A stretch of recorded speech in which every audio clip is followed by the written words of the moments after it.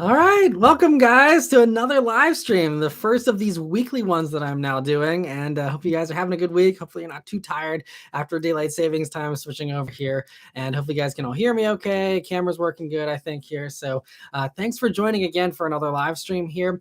Like all the other live streams, I'm going to go for 2 hours. I'm going to give priority answering to anyone who is a member and also anyone who does a super chat or super thanks.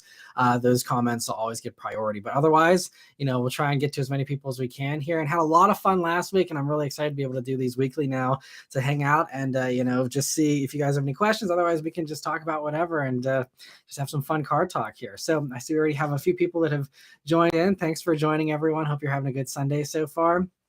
So yeah, it's see, we have Italian Nice. We have Lewis, Jason.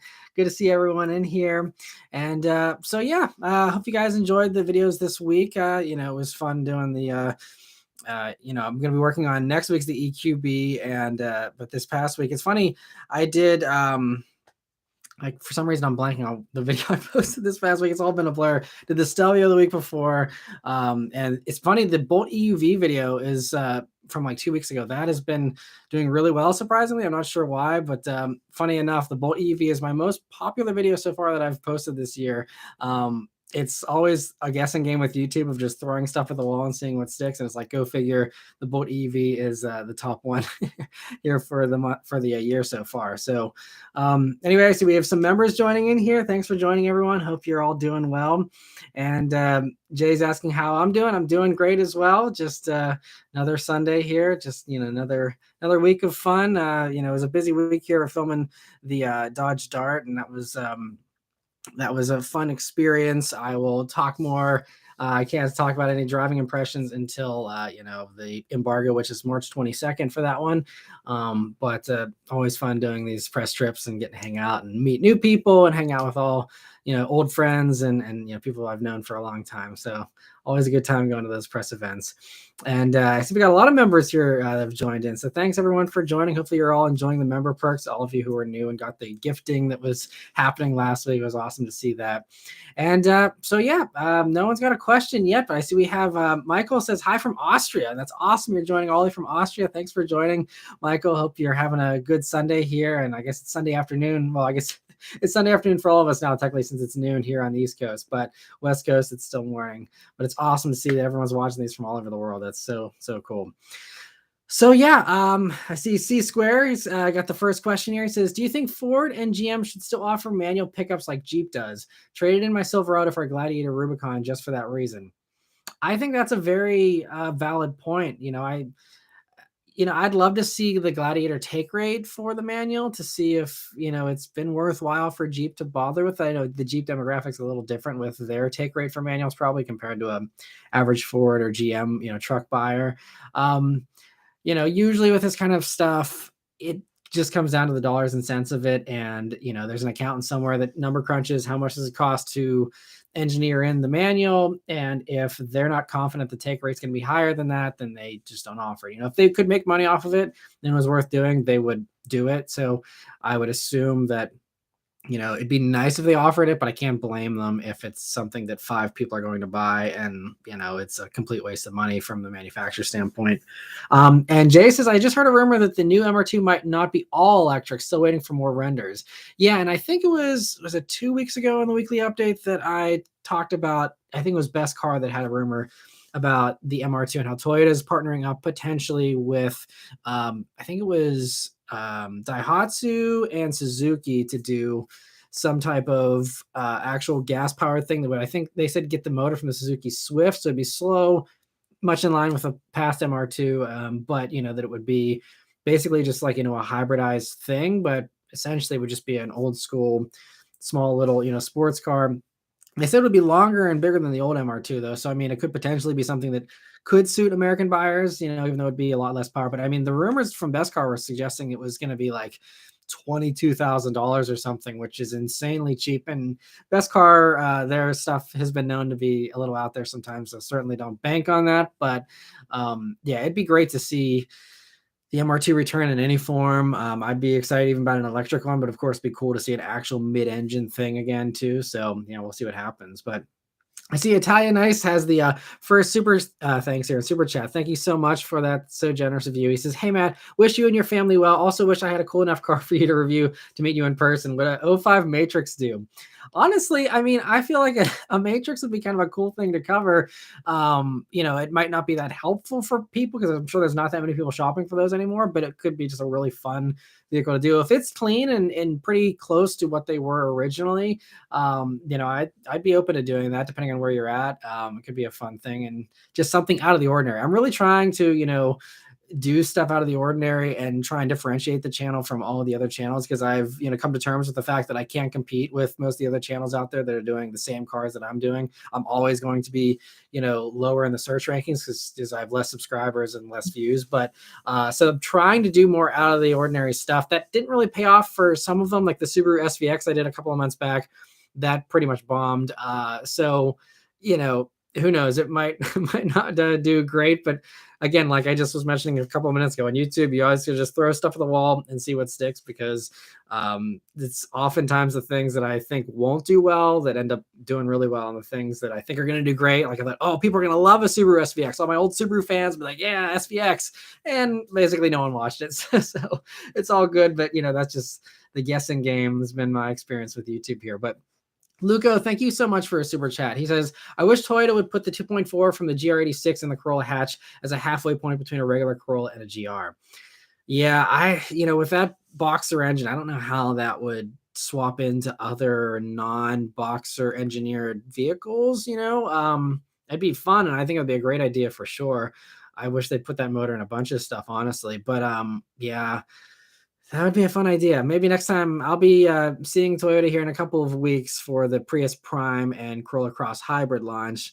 Maybe I'll bring that up to them and just see what see what they say. I mean, because usually they have engineers here at these things, so maybe one of them could tell me if something like that is remotely feasible, or would even be possible outside of some crazy fab job or something. But thank you so much for the super chat, and thanks for joining here, Luke. So we have a bunch of member comments I don't want to miss here. So first off, we have David says, if you had to replace the Bullet this week, what would your top 3 options be? Honestly, I'd probably just get a GR86. I've said that a lot in the past. These days, now that I have a daughter, I want something that has a back seat, but I still love 2-door stuff and rear-wheel drive stuff. So it would just be GR86. If I had to go fall back to other two, I'm trying to think.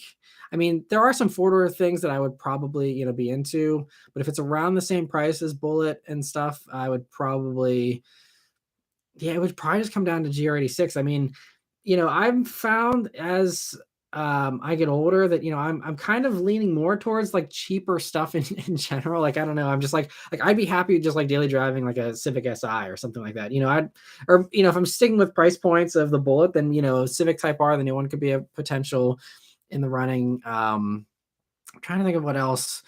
Honestly, though, I'd probably just end up going for something, 4 doors, but it really would just be a GR86.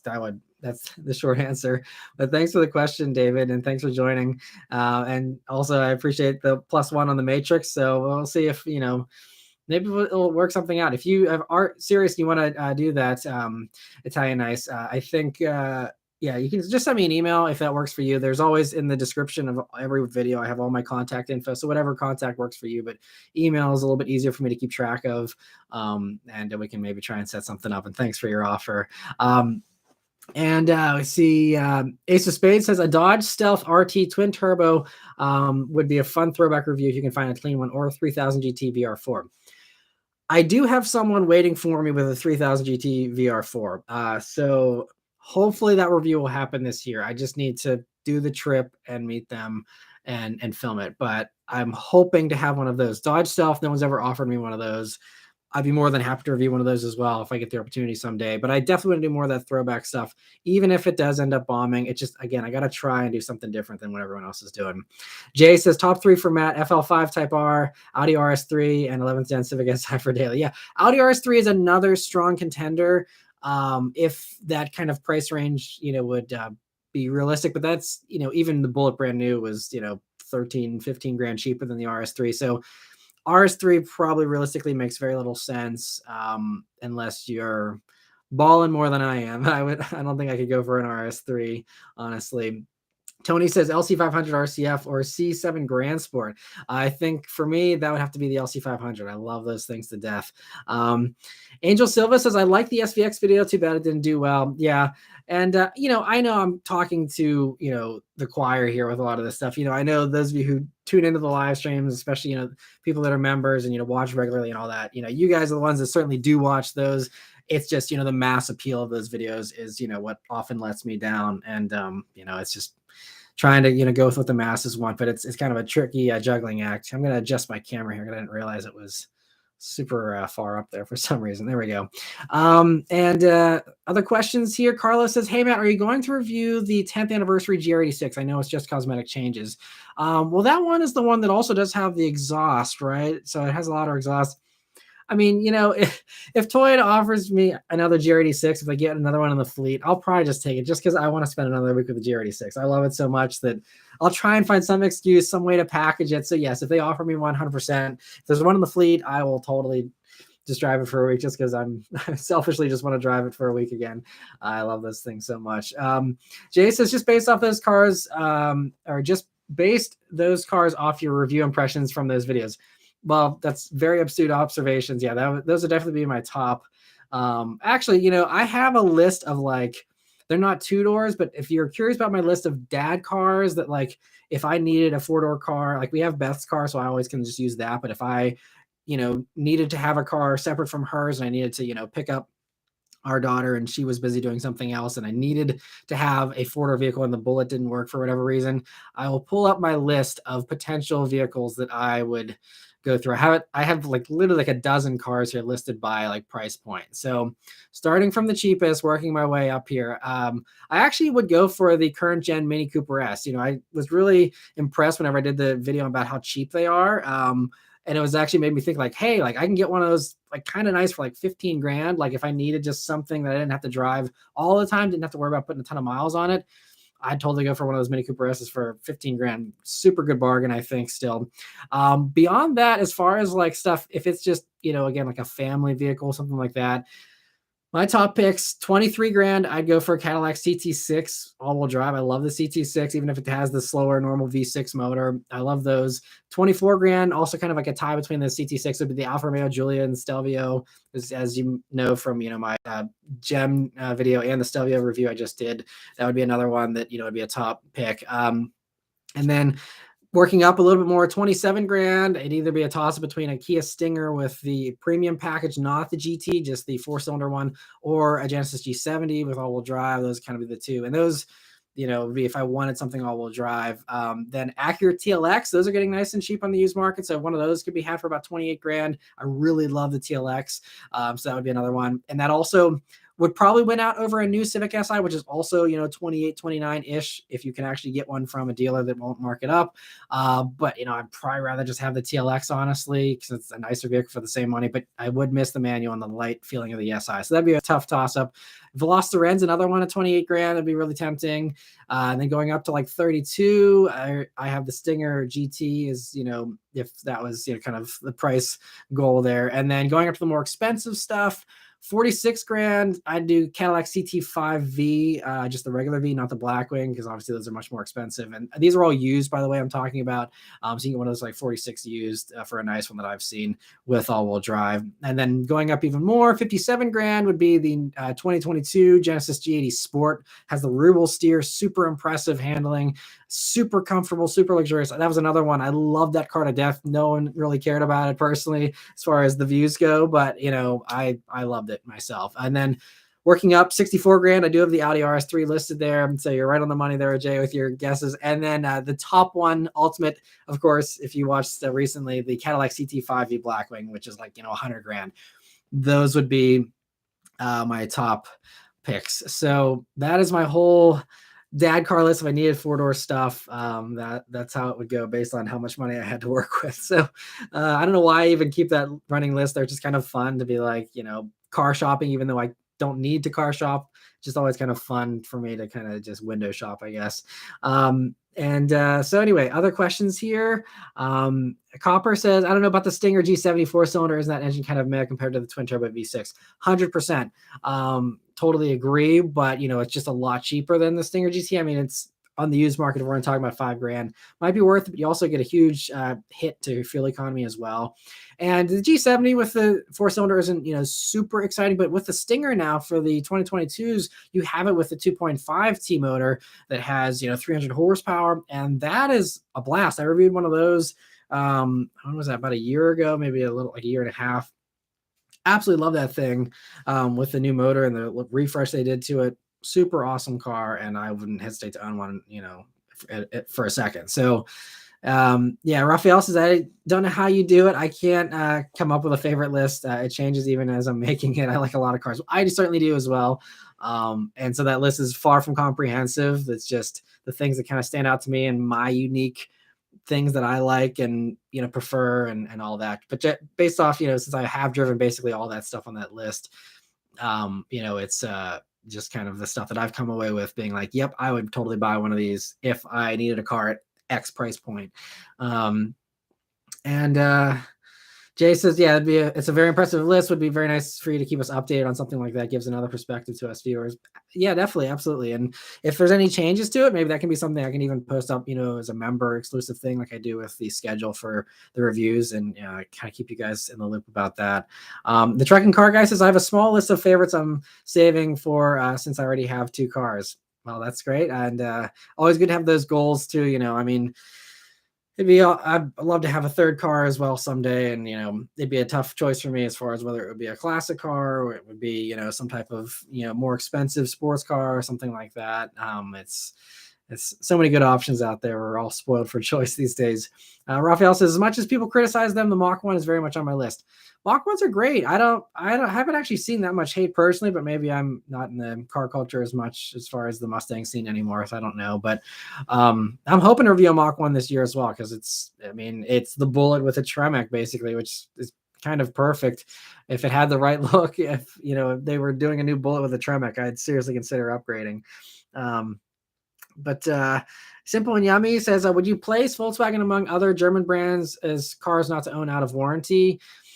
Yeah, I would. Unfortunately, they're still kind of overcomplicated to a fault in some ways. I know it's a mixed bag, and this goes for any of those German brands. Some people can run them for 1,000,000 miles and they're totally flawless, and other people, they blow up at 50,000 miles or something. So it's hard to always say a blanket answer in every case with every model, because everyone has different quirks and different engineering things that might make one better or worse than another. But generally, my experience has been, yes, Volkswagens are not something you keep for a long time these days. Obviously, the old ones are a different story. But my family had a new Beetle, a 2001 new Beetle, and it was pretty fine. It would have the random light every once in a while, but that was a pretty solid car until it got around like the 6-figure mark. And then that's when around 100,000 miles, weird electrical things started happening, as they often do in German vehicles. Battery drains. It would not like to be parked outside for some reason. There must have been some weird thing where when it got rained on, that shorted out the battery. Just goofy things like that. My sister leased the Jetta for 3 years, and the USB jacks never worked right in it. The infotainment was a little glitchy. Mechanically, it seemed to be pretty solid, but she only leased it, and thankfully, got rid of it after that. So, I don't think they're awful cars or anything. It's just, I think there's better options out there these days. But if it's something you're really into or something that's really unique, like the Volkswagen ID Buzz, like that would be a Volkswagen I'd probably take a chance on, because it's like no one else does that. It's super cool. And, it'd be something fun that's, different. But Jay says, would you ever consider any old school 90s JDM cars as a 3rd car?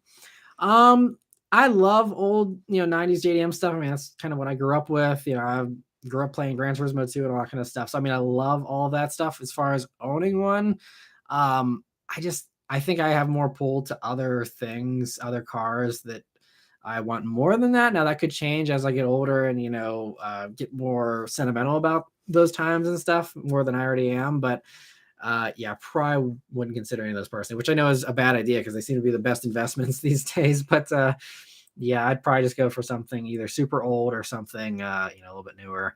And the Trucking Car Guy says, I'm saving for a Charger Scat Pack and maybe an Evo if I can find a decent one that isn't modded to death. Yeah, I feel like that's going to get harder by the day. It's already, I feel like, impossible to find an Evo that's not beat up. And those are already appreciating in value because, you know, there's so few of them out there that are, you know, not destroyed. So yeah, it's tough. And those will be two fun cars there to save for. So hopefully you can get some of those someday and have fun with them while you can. They're both awesome. Copper says my dad had a Mark IV Jetta, which was reliable early 2000s. Volkswagen was definitely better than new VW stuff. Yeah, it just seemed like as time went on, they just continued to get worse. And I mean, maybe the newest stuff is fine. I know my a family member has an extended family member has a current gen Passat, and it's been really solid for them. They love it. So again, that's why it's so hard to do a blanket thing. And this is why whenever there's other YouTubers or mechanics or people that do lists or ratings and say, well, this is terrible, or this is, you can never do a blanket statement. Anytime you say every car or every anything is bad or good or whatever, you immediately invalidate your argument because there is always an outlier. There's always an exception, and always someone who has an opposite story, you know? So it's hard to say, you know, 100%. And thank you so much, Italian Ice, for another super chat there. He says, email sent. Thanks for all your content. I really appreciate it. I'll check out the email here after I'm done. And thank you so much for joining and for the super chats. I really, really appreciate it. And Jay says, Matt's 2013 Evo 10 review had me contemplating for a while back.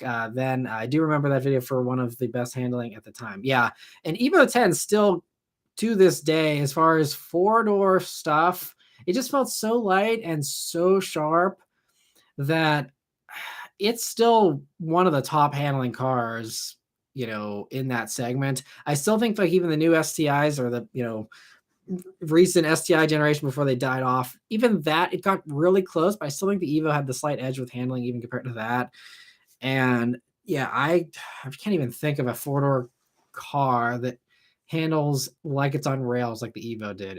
I'll have to rack my brain and think about it. But I mean, you know, maybe stuff like the new Type R, I could say probably does. You know, maybe the GR Corolla, but I mean, it's tough. The Evo, I mean, had that advantage of being an old car that didn't have to have a bunch of extra crap on it to make it heavy. So, yeah, it's still one of the all-time greats in the handling department as far as four-door stuff goes. David White says, coming from a Dart owner, do you think the Hornet will be more successful? I know you can't talk about a lot due to the embargo. I mean, I can talk about everything else. I think everything else is public knowledge aside from my impressions on how it drove. So as far as will it be more successful, you know, I mean, the way they priced it, you know, being 30 grand to start, and, you know, they give you a lot of good standard equipment for 30 grand. You get, you know, the digital gauges, you get the digital, the big touchscreen, you know, 10-inch touchscreen, all that as standard. You know, I think it'll be successful. So I guess it does kind of go into the driving impressions a little bit. So I can't give you a complete full answer and say everything I want to say, but I think it'll be successful. I think the GT will be successful. The RT, again, I can't talk about how it drives, and it's not even really related to how it drives, but just, you know, they are a lot more expensive.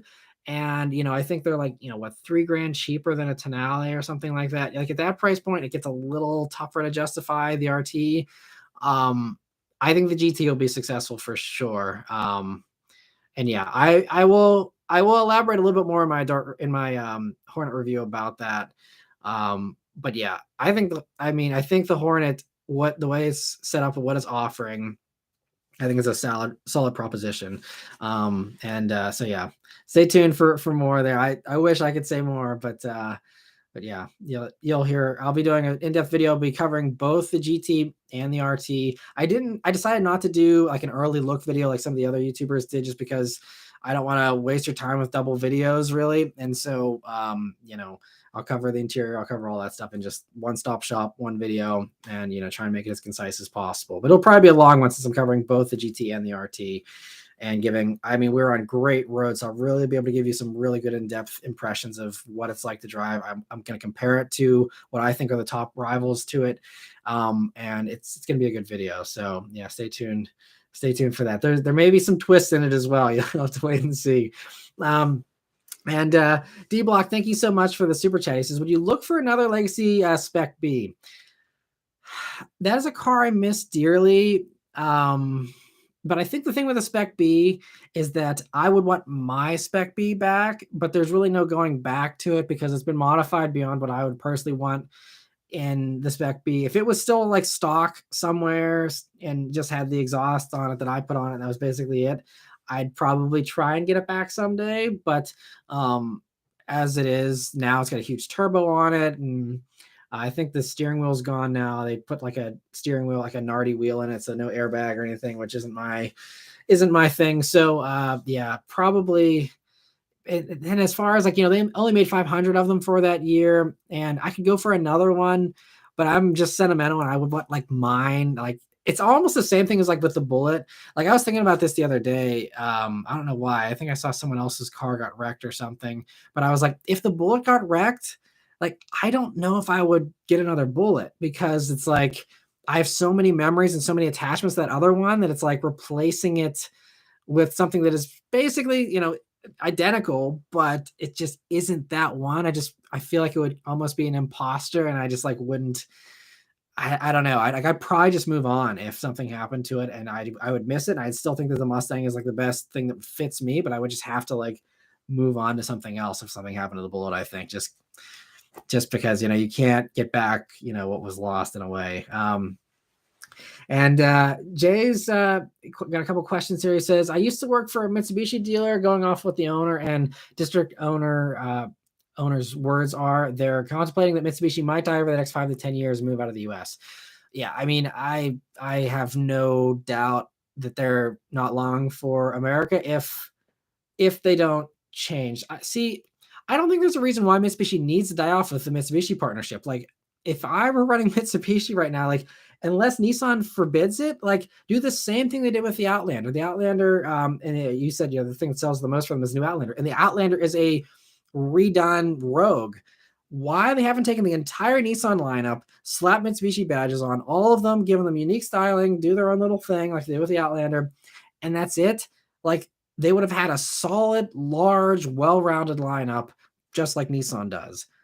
I'm guessing there's limitations to what Nissan's letting them do with this partnership, but I would say let Nissan even buy out Mitsubishi or something and then fully combine, copy and paste the entire lineup. And, Mitsubishi has the edge of having the 10-year warranty and stuff. Maybe Nissan's threatened by that a little bit, but I mean, Nissan has the bigger dealer network and all that. Like, I don't know. I just feel like Mitsubishi's being neglected when they don't have to be. I mean, they don't have to come out with a new Evo, but like Nissan has pretty decent sales volume. They're not top either, but that's another thing that it's another one of those head scratching things where I don't know who's making those decisions and why, they're killing Mitsubishi like that. But it just seems like someone's got their hands tied for some reason.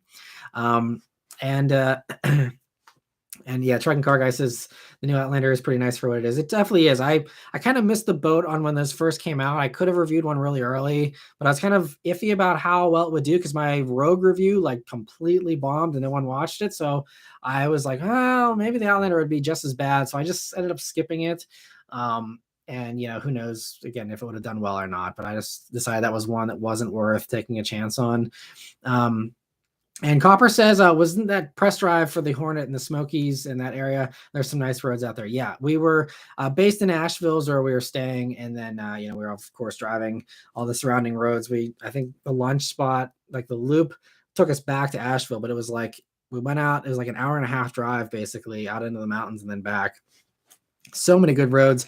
There was a few, touristy people that, killed a little bit of the fun. But aside from that, yeah, it was great roads, and yeah, it was a really good place to test out that car. So yeah, stay tuned for that. And other questions here. The Truck and Car Guy says, for right now, I'm fairly content with my 03 Lancer manual. That's a fun little car too, and I hardly ever see those old Lancers around anymore. That's another one that who knows if it'll ever get super valuable or anything, but when stuff is rare, sometimes that certainly helps, especially a manual one. That's pretty cool you have that. Jay says, yeah, if they just let Nissan buy them out, it'd be beneficial. From an owner's perspective, they sell and do better figures outside of the US, especially in Europe as well, surprisingly. Yeah, I mean, Europe, I think the Outlander plug-in hybrid was the top selling plug-in hybrid for at least several years. I don't know if it still is, but like it was like the number one. Like you want a plug-in hybrid SUV or anything plug-in hybrid, you go buy Mitsubishi Outlander in Europe. That was it. Like yeah, I mean, they kill in other markets. I mean, especially the Asian markets, they do really well too. And I mean, it's a massive corporation, Mitsubishi. So that's the thing. It's not like they don't have the budget for it or the engineering ability or anything. Like they have it all there, and it's just for some reason the pieces aren't getting put together for some reason. So Mitsubishi, if you're watching, call me up, maybe I can consult for you, because I don't know, like this stuff isn't like complicated to me. I don't know. I'd love to get an inside peek and see what's really going on. But anyway, Kyle, thank you so much for gifting another 5 memberships this week. It's so generous of you. And so yeah, I see we have Cards Carl, OG John, Michael, Ben, and Aziz. Congrats on getting the memberships there, and huge thanks for doing that, Kyle. It's so kind of you, and I really appreciate that. Hopefully all of you new members enjoy the membership experience as well, and great to see we're getting that community growing even more and more. It's really exciting. So thanks again, Kyle. And it says, have a good weekend, everyone. Thanks, I really appreciate it. And continue with the Mitsubishi thing. Truck and Car Guy says maybe Mitsubishi is trying to keep away from the whole ghosting issue. Yeah, but I feel like that's kind of buried, because I think they just redid Nissan and Renault did their whole new partnership and restructured so they have an equal share in each other, and they're putting the whole ghosting thing behind them. So I don't know. I feel like even if they don't love the optics of that or whatever, like again, you're trying to survive. Grab everything you can from Nissan and try and make something happen. I don't know. But Ace of Spades says, any thoughts on when used car prices will start to drop significantly? Interest rates will continue to rise and the economy looks to be flat or slightly down. So I actually just read an article this morning about how used car prices are now rising, which is surprising because they have dropped a lot. And that's why I kind of did the used car bargain videos, back in January, because things had seemed like they'd really dropped a good bit. And there are still some used bargains out there, but it looks like now it's starting to go back up. I'm not sure. I think they said it essentially just comes down to, the supply stuff again. But I think that they said that because of everything getting more expensive, there's more and more people now interested in the used market than the new market. So that's why new discounts are starting to come back. I've been starting to see some promo stuff actually, and some, advertised lower APR rates and stuff that are starting to come back. So the new stuff is starting to come back with the deals, but the used stuff, it seems like people are like, yeah, well, the new stuff has $500 off now for the new stuff, but we can't afford these $50,000 cars anyway, so we go to the used market. So there's higher demand, and supposedly that is driving dealers back to the auctions and the wholesale, and that's driving those prices up, and then they're passing those higher prices on to consumers who are still at least saving money by buying a used vehicle, but not as much as maybe they would have saved a few months back. And so apparently used prices are going up again, and that may continue, especially through these interest rate rises. So we'll see how that all plays out. But as far as my thoughts on when it could drop significantly, I mean, I know that like some companies, like I think Toyota said that they, at least I heard this last summer, so things could have changed, but they're anticipating back then they'll get back to full inventory, full stock by the third quarter of 2023. So by the fall, there should be fully stocked, fully packed new car lots. That should hopefully put some pressure on the new stuff and also put pressure on the used stuff and motivate more people to get out into the market there and get that cycle going. See if that helps things a little bit. So I would say end of this year, hopefully. By that point, hopefully they'll be done with the interest rate hikes. I believe I saw that's supposed to be done. I think what they're doing one more hike maybe by July, and then it was done, was what I saw potentially. So hopefully that will be the end of the interest rate stuff, and then they'll quit with all these hikes, which are not good. I mean, that's honestly the biggest thing that I've seen, with the stuff that I've read and heard and even talked to. I mean, I have my brother-in-law works as a Toyota salesman, and he's like, nowadays it's just, people's payments are like crazy high because of the interest rates. And it's, the finance department that's holding everything up. It's, he's selling the cars are great. The deals are, decent enough that people are happy to, pay MSRP or less than that or whatever. But, it's just the finance department that holds people up now. So, we'll see what happens, but it's still not a great year to buy cars. And especially with the interest rates, I would say if you're not in a hurry, you don't need to get something, I'd either say this year pay cash if you can, or just wait until the end of this year or next year, unless it's something new and hot and, or you have an order in for something, that's a different story. But otherwise, I would say it's not a great year to buy still, unfortunately. And Adam says, Matt, you're gonna have a tough time keeping up with the member chats with all these new members. Yeah, it's gonna be more, but I'm happy for it. It's great, and I'm glad all of you are taking advantage of that membership perk, and hopefully that really helps, to make it worthwhile for you guys. And makes for fun conversations as well. Even if I don't get to all the comments here from non-members, which I feel bad about, but I definitely do want to recognize those of you who do support the channel financially, because it really does mean a lot. And so but I'll try and get through the comments here. I know I go on rants and tangents. I'm going to try and be short and concise with my answers here so we can get to more comments. And Copper says, if you've driven, I don't know if you've driven all of them, but what is your favorite N car? Still, to me, is the Veloster N, I think, is still my favorite. A little smaller, just a little more fun than the Elantra N, in my opinion. I just like the compact nature of the Veloster. So that still is my all-time favorite. Elantra N, though, is still very much an impressive, fun vehicle. I'm excited to test out the Ioniq 5N at some point this year, hopefully. Carlos says prices are rising. Back in December, I was even on my Mazda 3, but now I'm $2,000 positive on it. Well, that's good. I'm glad you got some equity there. And I have actually noticed Bullet prices have gone up as well, because it seemed like those were kind of starting to cool off a little bit again. Now it seems like they're back up over $40,000, which again, I'm not really caring too much about. I'm still hoping to keep that car forever, but it's just always nice to see that it's worth more than it was. And Jay says, anything they can get to keep Mitsubishi in the US loop would be great. The PHEVs are steadily helping them in sales as well too. Yeah, which is good, because I mean the Outlander PHEV seems like a solid option. So I'm glad that that's helping them. And Adam also says used car prices are creeping up. They jumped 3.7% in February, the largest increase for the month on record since the 4.4% increase in February 2009. Yeah, so that's what I read as well. I didn't remember the exact number, so thanks for providing that. But yeah, they're coming up. So yeah, and Aziz says, thank you for the gift membership. I'll pass it forward in a few weeks.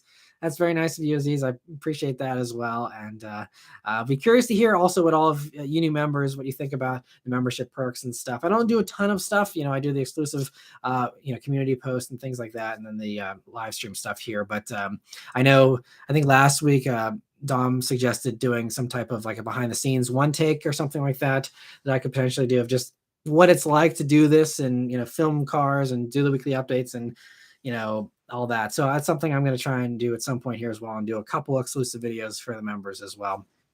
And Dorian says interest rates will not go down until past June 2024. Okay, so maybe I misread, or I didn't stay up to date on all that.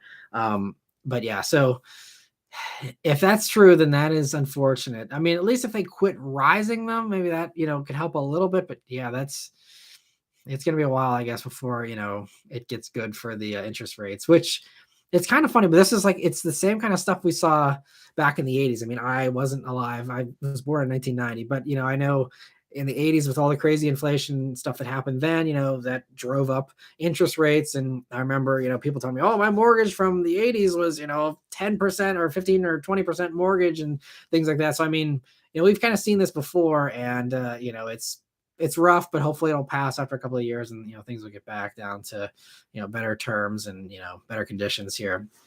But hopefully it doesn't send us into a recession in the meantime. The Triton Car Guy says, I would be okay with a new hybrid Lancer and Evo if it keeps Mitsubishi around and they give us a manual option. Yeah, which unfortunately there's no way, that they would do that kind of stuff. Everyone's been begging for Evos and Lancers, and I mean, they can't even, keep the Lancer around. They got rid of that a couple of years ago too. It's unfortunate.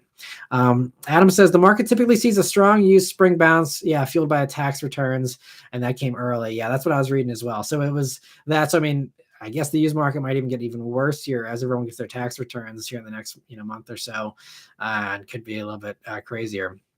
Carlos says, to follow up on my on the last comment, I hope the prices go up so that I can get more money when I trade in my GR86. Yeah, I know that would be the upside for sure. And my brother-in-law is also going to be getting a new car in May, and he's saying the same thing. He's hoping that, the rates or the, prices go up so that he can get more money for his trade. And then Justin Hemi says, out of curiosity, you've mentioned struggling to compete with other channels and then your channel has steadily shrunk. Have you done any analysis on understanding why? If so, what have you found?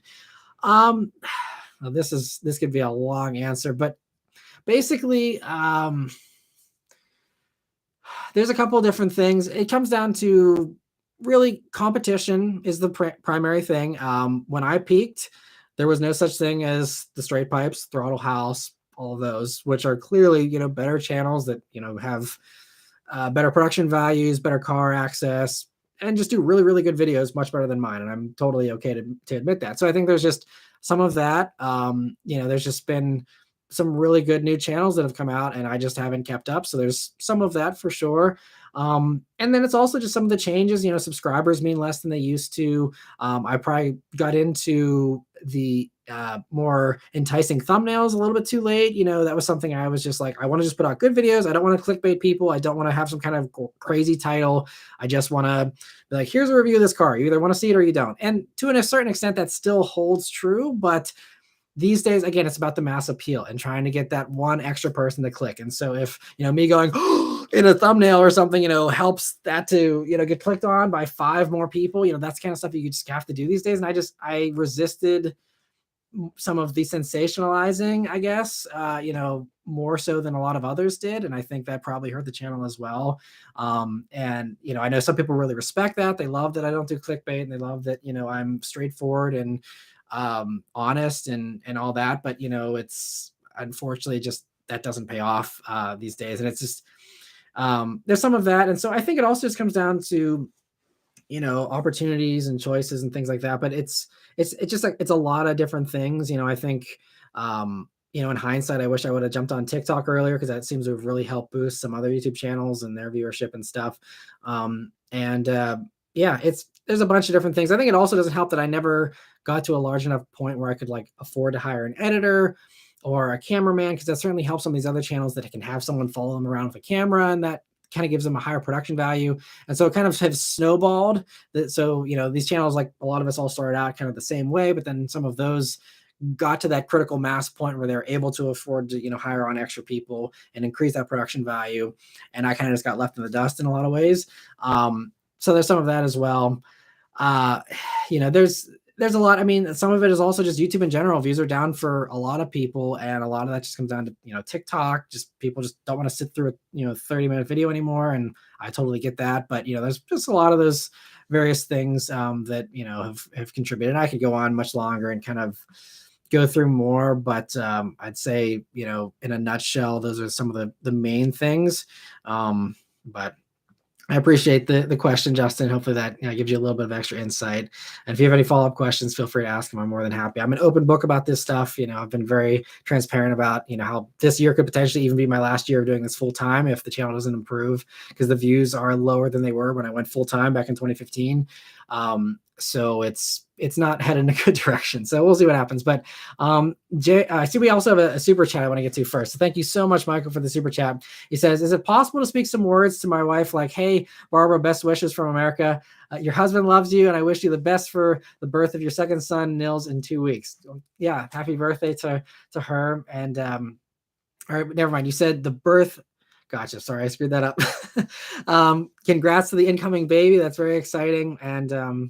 And yeah, that's awesome. Thank you so much for the super chat, Michael. And hopefully Barbara feels loved. And that's a very nice little shout out there to her. And yeah, it's always exciting. I mean, my mind was just blown whenever we had our daughter. She's just the best, and it's the best experience out there. So if you haven't already experienced that, you said second son. So congrats on the second son. That's going to be very, very exciting. And yeah, congrats. And see, we have some more comments here from some members. We have Jay says, if only automakers that make sports cars would bring little details to light like Hyundai does. Still wish I could have a red R light up in my Type R seats like the N and the Elantra seats. Yeah, I don't know why Honda doesn't do more of that stuff. BMW does it with the M badge, so they're kind of catching on to that. But yeah, I don't think too many other companies are. And Dorian says, yeah, Rising should stop after the summer, according to Fed reports this week. Okay, so yeah, good to know. And Justin says, yeah, I understand. I don't like all the flashiness of some of the other channels. I like yours because they're about the car. Yeah. And that's also another thing, I think it was just this I think I made a choice, back whenever I had the press cars and I did the press trips and I started doing that stuff where I was like, okay, I'm going to take this, and I changed the name from Subaru's fan to the Maran Motoring. I'm like, I'm taking this in a professional direction. This isn't just some kid with a camera being like, hey, look at these cool cars. This is like me trying to be a legit automotive journalist. And, like that's something like I decided to go down that path. And like, for example, like that dude in blue decided to stick to kind of his roots in the same thing that he's always done, and decided, I mean, he does do a couple press trips if it's something important like the GR Corolla and stuff, but he basically stuck to those roots and still kept his channel more personal and doing builds and vlogs and all that kind of stuff. And as you can see, his channel has now it's still been massively popular, massively successful. And so I always wanted to be a car reviewer. That was always my dream, and that was kind of why I did the whole channel in the first place, at least over the past 10 years here. And so that was always my dream, but it's also one of those things where, again, hindsight's 2020, but if I could go back, I would probably try and do it more like David did and try and balance like, okay, I want to be a legit professional reviewer, but I need to keep this more personal as well and find some car to build, even though that's not really my thing. I got to follow the trends and do those types of things. And so that would probably, I probably would have done things differently, looking back on it. I mean, I'm naturally curious about what all these new crossovers and electric cars and stuff are like, and I love reviewing every single car that I review. But it seems like that's isn't hasn't paid off, especially these days with all the extra competition and not being able to be one of the top ones. And Simple and Yummy says, have you had any seat time in a Volkswagen Taos since you reviewed it? No, have not gone back into a Taos, and that's the one I'm certainly not looking for any excuse to get back into. That thing was hands down one of the worst vehicles I've driven in the past few years. Which is such a shame because it's such an impressive interior for the money and really well packaged. It's just, I mean, the throttle was an on-off switch, and it was just like impossible to drive that car smoothly. And so I know some people have said that they're not that bad. Maybe the press car I had was just awful for some reason. I don't know, but yeah, it's not a car I'm looking to do again. And if Volkswagen's smart, they won't send me another one either, because it would just be more bad news probably. Although I always have an open mind when I do reviews, so I would certainly, if I ended up finding myself in one again, I approach it with an open mind and hope that it's better that second time around. Maybe it would be, I don't know, but I'm good on the Taos, I think. Jay says Hyundai Kona N would be very impressive. The Kona N line is already all-wheel drive, but has me scratching my head as to why the full-on N can't be all-wheel drive for the people that want the extra performance of the N. I think the problem is it's just they don't have the platform for it. I mean, they can't even bother to do all-wheel drive for the Sonata and the K5 GT, which desperately need it with all the power those things have. It's just, the all-wheel drive thing is just, it's different plumbing, it's different, running of, just the whole platform and everything. It's just kind of tough. So, it'd be nice to see, but that's why, like I said in the weekly update this past week with the new Kona and how it probably won't get an N version, at least not a gas powered one. Like if, just keep it front wheel drive. I don't care. Like, I mean, it's clearly been a lot of people that wanted it to be all wheel drive, but it seems like sales are pretty solid. So, I don't think that's hurting it that much, so I don't know. And Adam says, LOL, love that Michael basically requested a cameo here. Maybe you should start that, Matt. Hey, yeah, I mean, I'm always open to new things to help out the channel here. So yeah, cameo could be fun if anyone else actually wanted me to do one of those. I don't think I'm popular enough to warrant a cameo, but I would totally, yeah, I can do them on here for sure. But yeah, if that's something more people want to see, I will happily do that. Send me an email if you want. I'll just email you a video of me doing one. It doesn't even have to be through Cameo. I can just do that for the, if anyone actually does want that. And Carlos says, what's your favorite car you've reviewed this year so far? This year so far, I'm trying to think. I mean, I've always wanted to drive the SVX. So that's probably one of the top ones, honestly. Otherwise, though, I mean, the Stelvio, I think, was the one that I really enjoyed so far this year. I mean, again, we're early into the year here, so there's a lot more to come this year. But I'd say Stelvio is up there. And then, of course, I mean, it wasn't a full review. It was just a week with, follow-up. But the CT5e Blackwing, easy, easy, hands down favorite car I've driven so far this year, which again was a rehash of what I drove back in 2021, but absolutely love the CT5e Blackwing. And Copper said, did you ever bring that issue up with Volkswagen or just move on? I usually don't like approach them head on about that stuff. I assume that they watch the video or someone, checks it out. And if they don't, it's whatever. Uh, I really don't. It's very rare that I actually have a conversation with the manufacturer about like what is wrong with this. Because I assume that if it's a press vehicle, like it should be up to snuff. It should, be they should shake it down and make sure that everything's good before they send it out to us to give a review. So I assume when I get a press vehicle that this car is in tip-top shape, that it is, what Volkswagen or what these car companies want to portray and show, and it's their best effort, and that's it. So I mean, there are a few times where something's a little quirky, or a car company will say, hey, this is pre-production, so if the panel gap's not great, cut us a break or something like that. So there's been some of that.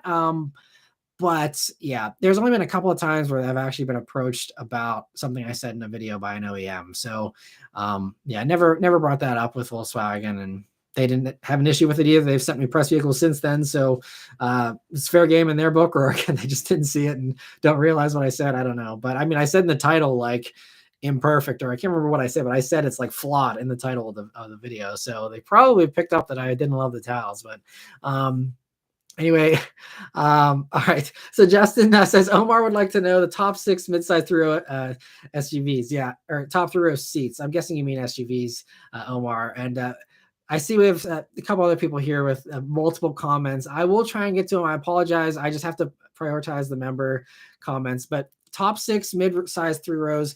I'm going to have to wait until I drive. I got to drive the new Grand Highlander here in a few months. I got to drive the new Pilot before I can compile a comprehensive list of up-to-date recommendations for mid-size 3 rows. But it also comes down. I don't like doing blanket statements of this is a top 6 thing. This is why I don't really do stuff like that, because like my top 6 won't necessarily be your top 6, depending on what you need, what you're looking for, what you like, what you don't like. This is why I don't do blanket scores and ratings like some other reviewers do, because it's custom to me. I want to give you the information to custom tailor the recommendation to you and what you need and want. So yes, if you are shopping for a 3-row, definitely send me an email if you want to drill down, and we can really go through exactly what is, going to be the best fit for you and what you need. But I don't think there is a one size fits all recommendation for anyone. So that's why I don't do those videos, which again is another thing going back to why the channel hasn't done better. I know those are very popular things of let's make list videos, and I know the lists are popular and people love to, see that stuff. And I could do those, just do the disclaimer that like, hey, this is my top 6 if I were shopping, but that doesn't mean it should be your top 6 either. Like it's not all about me or my thoughts. Like my wishes and needs are much different than most other people's out there. So it's, one of those things. It's hard to say. And Adam says, considering the new Hornet will have multiple drivetrain options and is going to compete with the mediocre at best Taos and Seltos, I think it could do very well. Yeah, I mean, the thing is, Taos and Seltos can be had for under 30 grand, though, a good bit under 30. I think Seltos, you can almost load it up for 30. Hornet gets expensive. Yeah, because pricing's already out, and you can already go on the configurator and stuff. The GT Hornet that I was driving, it had the track pack, which gives you the Brembo. So, I mean, way overboard compared to those average, things that it competes with, kind of. I mean, the Hornet has way more equipment on it than anything else it competes with. So for someone who wants the most stuff from, hardware standpoint, again, not talking about impressions, but just from a here's what you get as far as physical stuff, the Hornet has more, and you pay more for that. So the Hornet that I was driving, which was a GT, I did try out the RT as well, but the GT I had with the track pack, it had like the blackout package. It was the plus package, so it had all the extra options and stuff on it. Those are, I think the one I had was like $42,800 was for the one I was driving for a subcompact, not compact. It's a subcompact classified vehicle. I mean, it's expensive. And so again, you're paying for stuff you don't even have the opportunity to get in the other things. But, I think, again, if people are careful with their options, then Hornet is very competitive from a stuff you get for X amount of dollars standpoint. So yeah, I think it could do well. But again, anyone who's a bargain shopper who doesn't care about the extra, all the top horsepower that it has in the Hornet and the extra, performance of the Hornet, they're still going to go for the Taos and the Celtos for 5, 10, 15 grand cheaper, So, um, yeah, it's yeah, the Hornets are gonna be a very, very interesting story. I really wish I could say more because I would love to just maybe we'll actually, yeah, since we're doing weekly live streams after the 22nd, whenever that video comes out, that following Sunday, let's talk about the Hornet. We'll really dig into it more because it seems like a vehicle does have a lot of interest. That post on Instagram got a ton of likes and stuff. So it'll be good to see, how that video goes over. Hopefully that one does well. That one I was kind of like up in the air about like, will this be popular or not? But at least from a view standpoint, but it seems like there's a lot of interest in it, which is good because I think Dodge really needs it. And I think that it's just good to see something fresh from Dodge. But the Truck and Car Guy says, I'm actually surprised it took Dodge this long to make a smaller SUV than the Durango. Yeah, me too. They're another company where, I'm not sure, why they didn't do more, but I'm glad they did it now. Jay says, I think I only remember you being an actor in a Taylor Lautner movie. Acting, as far as, I'm not sure what the question, maybe there's a previous thing I missed, Jay. You can definitely follow up, but I've been an extra in a bunch of different movies. If you search, I think the video is titled like Fun Fact, I was a movie extra or something like that. You can see all my experiences of being in movies. I've been in between movies and TV shows, probably almost a dozen things, maybe more even, I don't know. And it's something I'm hoping to do more of eventually as well. But Sean, thank you so much for gifting a membership as well. I really appreciate it. And Steven, congrats on getting that membership there. And I really appreciate you guys doing that too, because that's a really, really cool thing about these live streams as well. It gives people that opportunity. And so thank you so much, Sean. I really appreciate it. And Copper says a lot of Chrysler products are priced higher than the competition, like a new Grand Cherokee is priced a decent amount higher than the competition. Yeah. And that's something if you saw, so I actually reposted, I've been reposting some of my reviews on Facebook because I got to diversify my revenue streams, especially if YouTube is continuing to sink. I need to, buoy it with some other stuff. And so I'm uploading my videos to Facebook as well to hopefully get those monetized here soon and start having, another revenue stream there. But anyway, I re-uploaded my Grand Cherokee review and I was reminded of how, that's another vehicle that's really nice. I really like the Grand Cherokee, but it's just really expensive. And you're right. Most Chrysler products are higher than the competition. I was even talking about this with the 2024 Mustang pricing. People are like, oh, the Mustang got more expensive. I'm like, it's still cheaper than a Challenger Scat Pack from, that's been around for over 10 years, basically. Like, yeah, the Chrysler stuff's expensive. I mean, obviously they're, going to probably discount some of that stuff here, at least, especially soon. But still, it's, yeah, I don't know why they price them so high. GM's another one. GM, a lot of times, they're changing their course a little bit here, but GM, a lot of times it's like, I'm doing these reviews and I'm like, if you're judging these at MSRP, it doesn't make any sense. Thankfully, GM does do some pretty hefty discounts, but if you're buying these things at MSRP and I have to judge them at MSRP because everyone gets a different deal, I can't say, oh, well, if you can get X amount of dollars off, or most people get X amount of dollars off, so it makes sense. Like, I can't guarantee that. So I have to say, look, the MSRP on this thing is just crazy. And, it is what it is. But, Sean, thank you so much for another super chat here. It says, any interest in 2 or 3 wheelers? I'm planning on getting my motorcycle license this year and getting a scooter or a Can-Am trike by next spring. That's awesome. Congrats on going for that. I have no interest in that stuff. I know I've heard people say that it's, way more of a rush, and I have no doubt that it is. And it seems like it's a lot of fun. My big problems are the fact that there are so many distracted drivers out there these days that even if you are a flawless rider, all it takes is one idiot texting while they're driving or, doing something stupid. And, the problem is, yes, everyone has to endure those same risks whenever we're out driving around in anything. But at least if someone smacks into me when they're texting, I got airbags and metal around me. And with a motorcycle, there's very little forgiveness. I'm very focused on safety. And, for me, I'm sure it's a lot of fun, but for my risk tolerance, I can't. It's not in my risk tolerance to go for that. Call me a wimp, scaredy cat, whatever, but just not for me, unfortunately. But yeah, I respect anyone who does. You got more guts than I do, but yeah, just something I don't think I'm ever going to get into. And Jay says, just wondering about your background of work. If YouTube doesn't end up getting there with the other channels, what other kind of work would you be doing? So that's something I'm definitely looking into, especially as the channel continues to decline a little bit.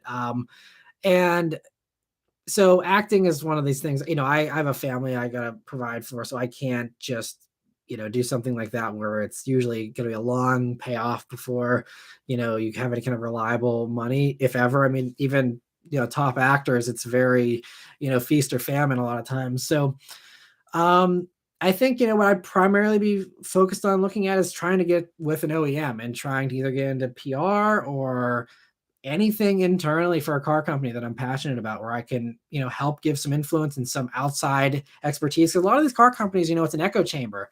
Everyone's rah rah rah Ford or rah rah rah Stellantis or whatever, and whenever you're drinking the Kool-Aid all the time and you think what you have is the greatest thing ever, you kind of lose focus of what the competitors are actually doing, and you lose that objectivity in a lot of ways. And so that would be my pitch, is being like, look, like, I'm going to come in with an objective point of view. I'm going to be blunt. I'm going to be honest. You're probably not going to like half the stuff I say, but I'm going to be honest. And I've driven everything. So I know, what my experiences are, at least, and how this compares to that. And, just be kind of open. And, so anyway, so PR or some type of, OEM job is the first, thing I'd consider doing. And then if that didn't, pan out, then there's a few various things, different paths I would pursue, and it would just come down to what opportunities are out there. Worst case scenario, do some type of car sales or something like that.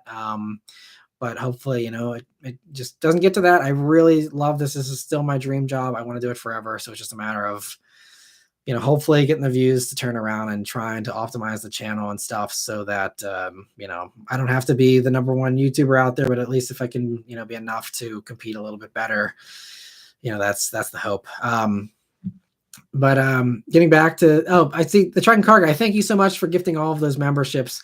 I really appreciate you guys doing the gifting. It's so nice of you.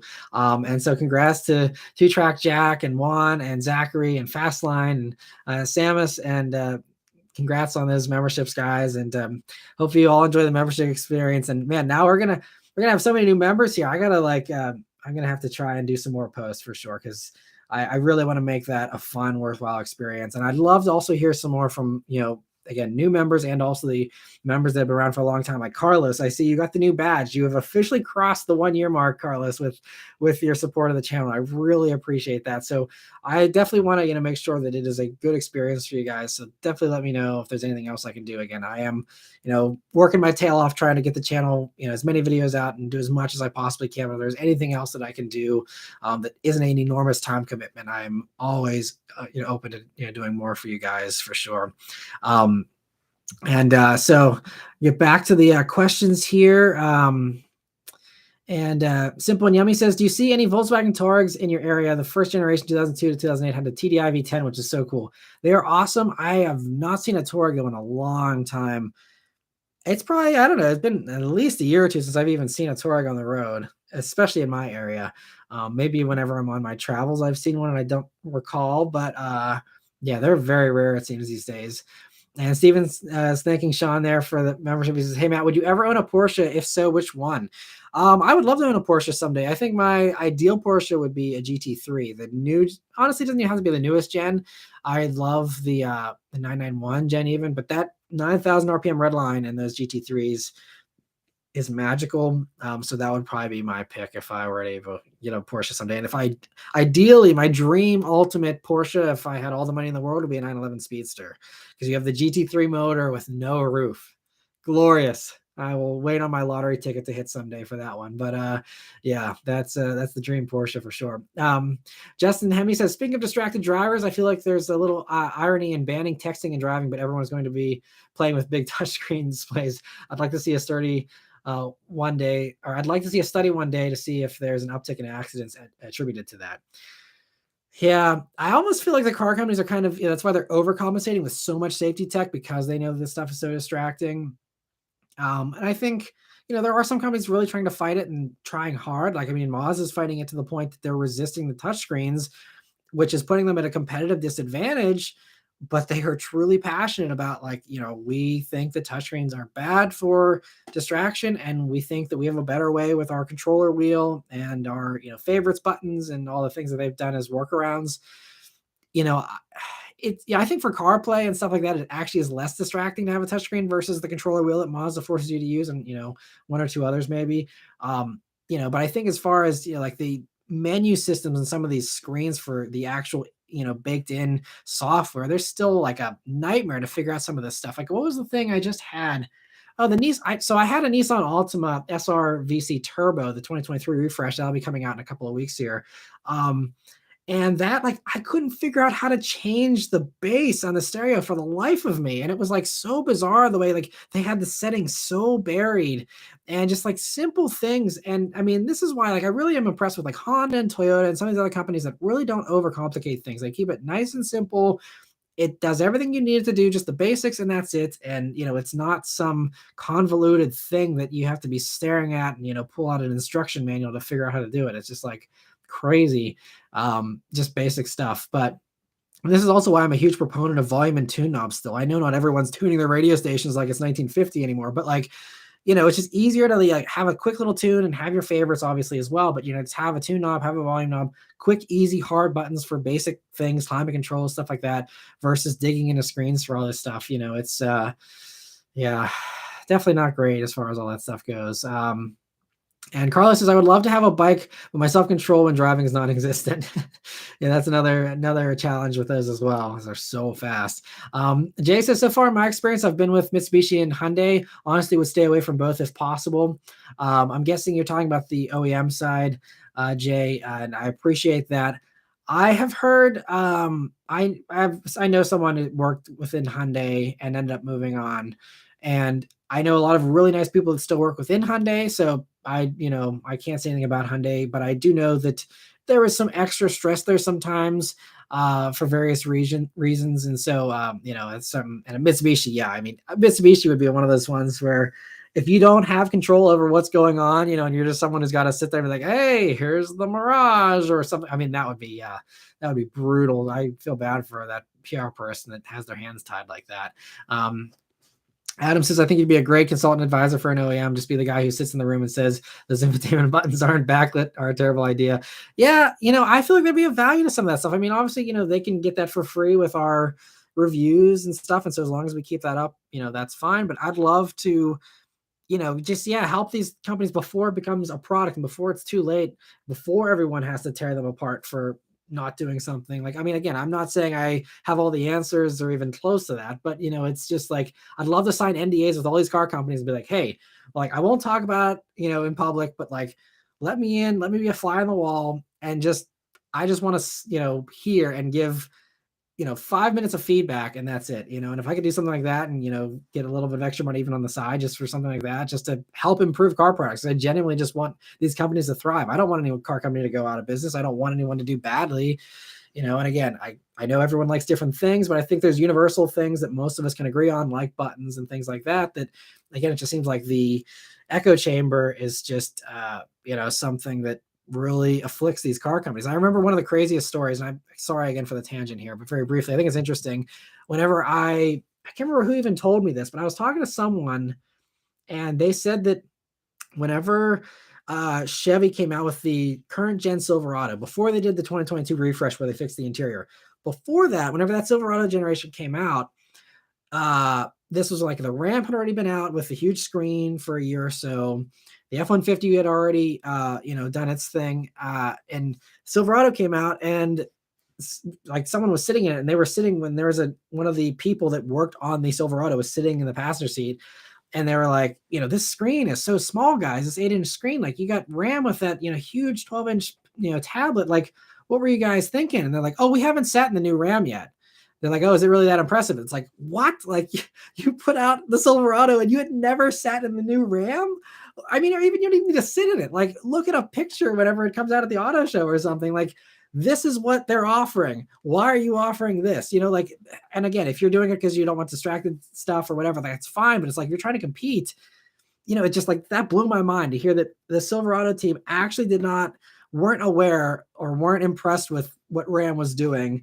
And that's why Ram ran away with sales. And I believe that his first couple of years there, Ram outsold Chevy for the first time in a long time, I think. So, it's just stuff like that, again, you don't have to be a rocket scientist. I don't think I'm the smartest guy on the planet, but it's just like, come on, like these aren't hard things. So anyway, just a fun little side story there. But back to the other questions. I really don't want to get behind here on these, so I apologize. It's taking me a while to get through these. Samus here says, your BRZ video was the first I saw around 2013. What is your opinion of Doug DeMuro and Tyler Hoover? So I appreciate you've been around since the BRZ days. I very much appreciate that. I kind of evaded this question delicately in my last live stream as far as Doug and Tyler. I'd be a terrible politician because trying to not be blunt is hard. I think that Doug and Tyler have certain things that are very good and they do unique things. And clearly they have a very successful formula. They're very smart people, smarter than I am. They've cracked the code on YouTube. They've cracked the code as far as building successful businesses. I mean, that's why they have reaped the rewards that they have. So certainly they are doing this much better than I am. And I have, total respect for their execution in some ways. But there's also some things that I see that I guess I could say I don't agree with, that are things that I would choose to do differently. And I'll just leave it at that and move on since we are behind on questions here. I don't want to avoid your question there, but I would love to get into that stuff, but I want to be polite. I don't want to rock the boat. And so I'm going to kind of plead the fifth on that one a little bit. Class Act also says, Samus, I just saw it's right next to the other comment. They are DBs. I'm not sure what that means, but Doug stated he sold his Stinger because his friends made fun of him. I had subscribed at that point. So anyway, so that's Class Act's opinion.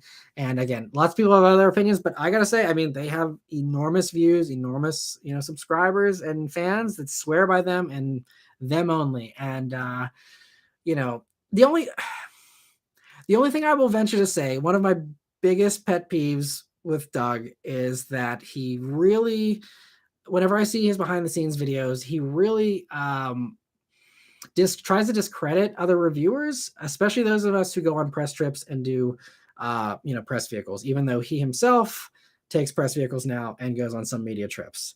But he has made it seem like we're not trustworthy because we're wined and dined by flying to this place to drive this car, even though that's our job. Like, I would rather be at home with my kid and my wife and all that. It's that he paints it like as if we're biased because I went to North Carolina this week and drove the Hornet. Like, I'm going to say whatever I'm going to say about the Hornet. Like, just because I had, a drink the night before and talked with some friends and, had that opportunity, like, that doesn't mean that I have to say good things about it. Like, it's just kind of crazy, but he's made it seem like don't trust any other car reviewers because they're doing this, even though he's doing the same thing now. But that's my one little thing I will say that I don't like, because I think he's really, kind of discredited a lot of YouTubers. And I know most of the people that review cars in this field. And I will say that, at least the ones that I know well, they are trustworthy. They are always honest. They are stand-up people, and they do not deserve to be discredited or, have people think that Doug is the only one who tells the truth because he pays for his own flights and his own meals. Like, to me, like, I couldn't do this channel if I didn't have those opportunities. Like, it's for me, like, I can't afford to pay for my own flights and my own hotels and all that kind of stuff. So it would just be, obviously the press cars don't cost me anything, but, it's all about being first on YouTube. And so those press trips are vital.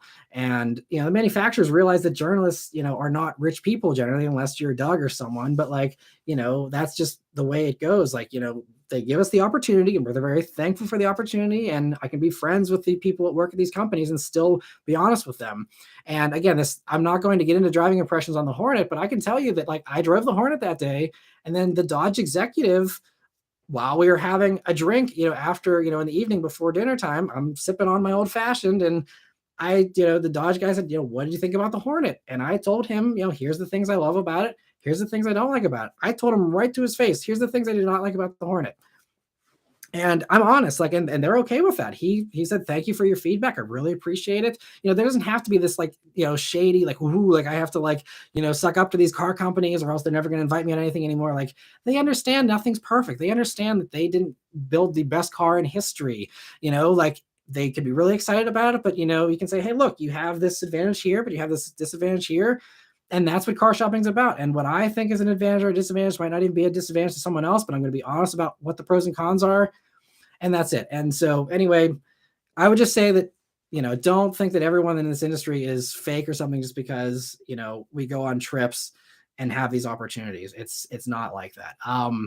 So that's the only thing I can say. Again, I could get a whole lot more into it, but that's just one thing that really irked me and was actually hurtful when Doug said that. Cause again, I know so many good people in this industry that are so honest, that are so good, that are stand-up people that do not deserve to have, even implied that any of these people are dishonest, scumbags, like, Doug kind of paints them out to be, just because we're sipping old fashions and going on trips all the time. Like, it's not that glamorous. Trust me, all the delayed flights and red eyes and exhaustion. I mean, yes, there's a lot of fun, but all the behind the scenes stuff is a whole lot less glamorous. And what you're seeing on the channel is my highlight reel. Like anyone else on social media, you're seeing all the fun stuff. You're not seeing any of the drama, any of the, stress behind the scenes. And so, it's not this glamorous wine and dine experience, with everything. I mean, yes, they make sure we're comfortable on the trip and, provide us lodging and food. And, it's not cheap food and it's not cheap hotels either.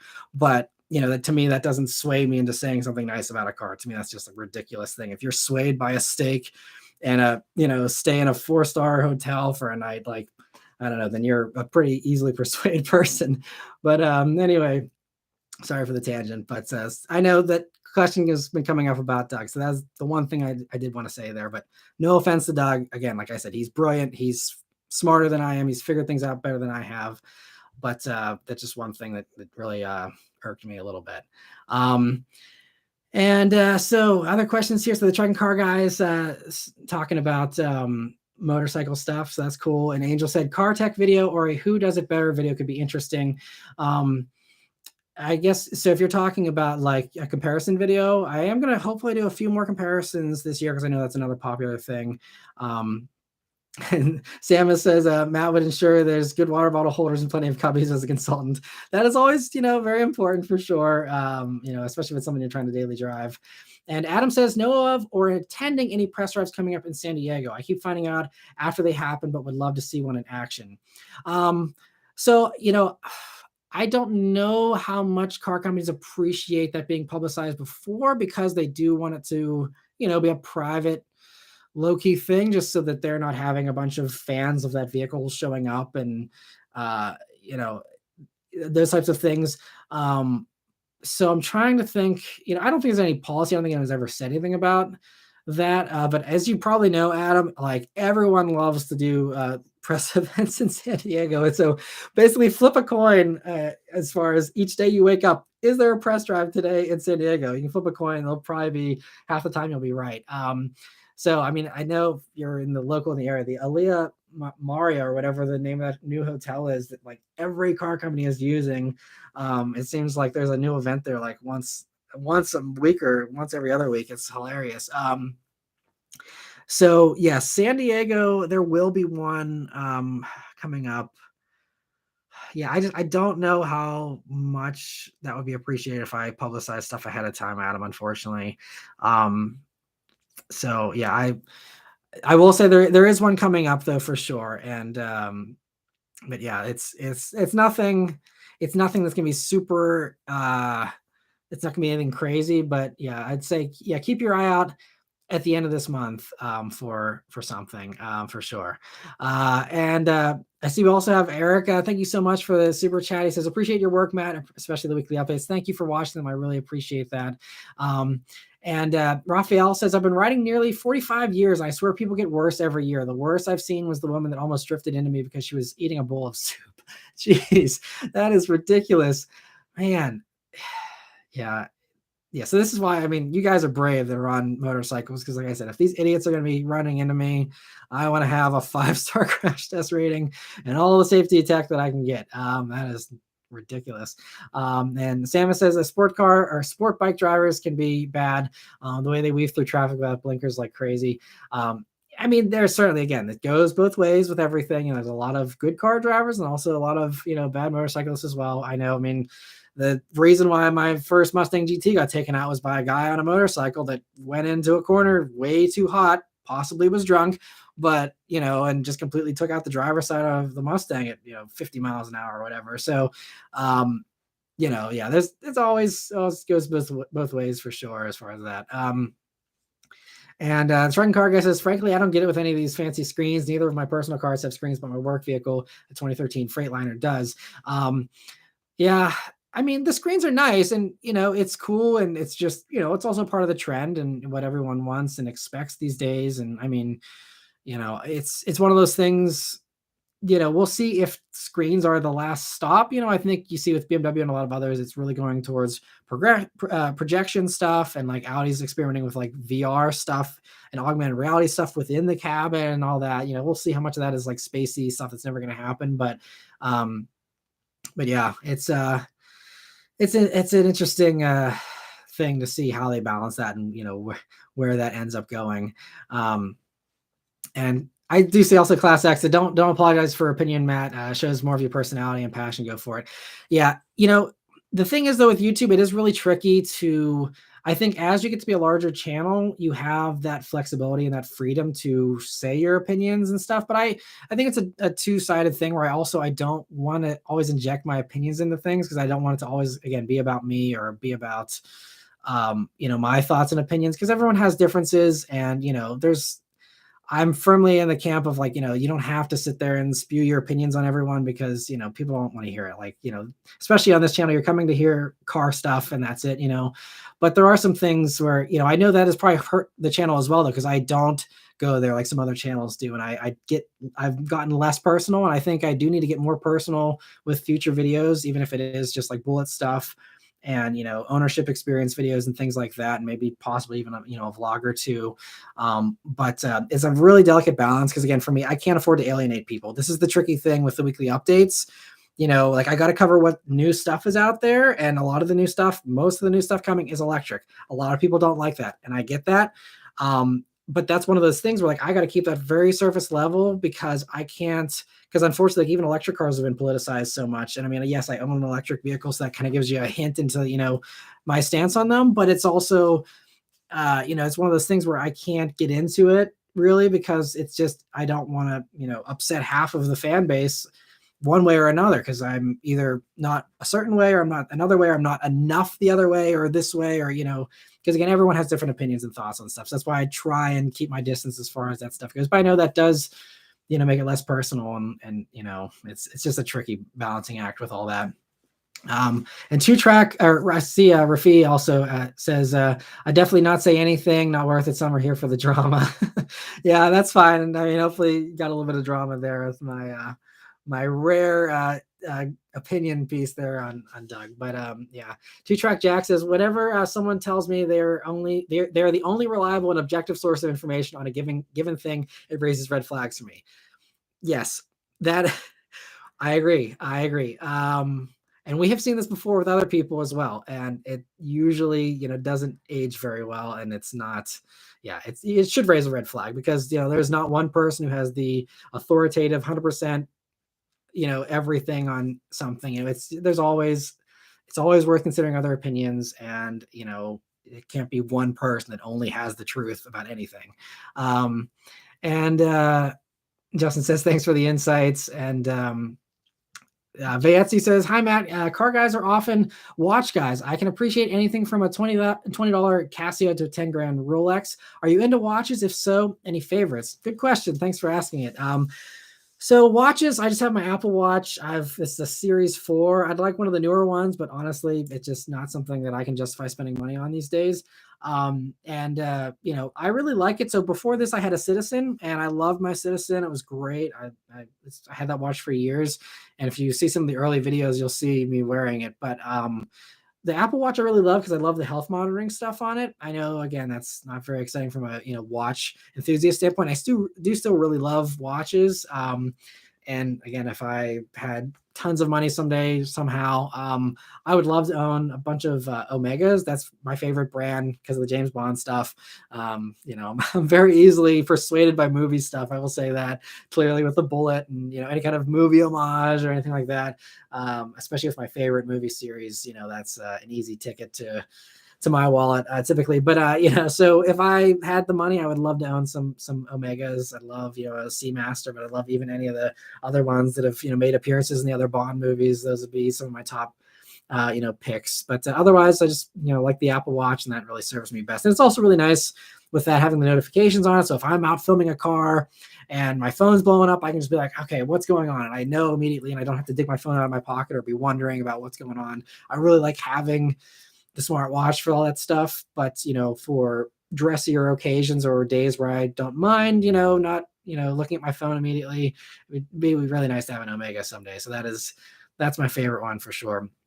Raphael says, I would be fine with screens if they would put a little work into the integration. I have a 2020 TRD and I don't want the newer ones because of the stuck on screens. Yeah, I'd say Toyota does a pretty good job though with theirs.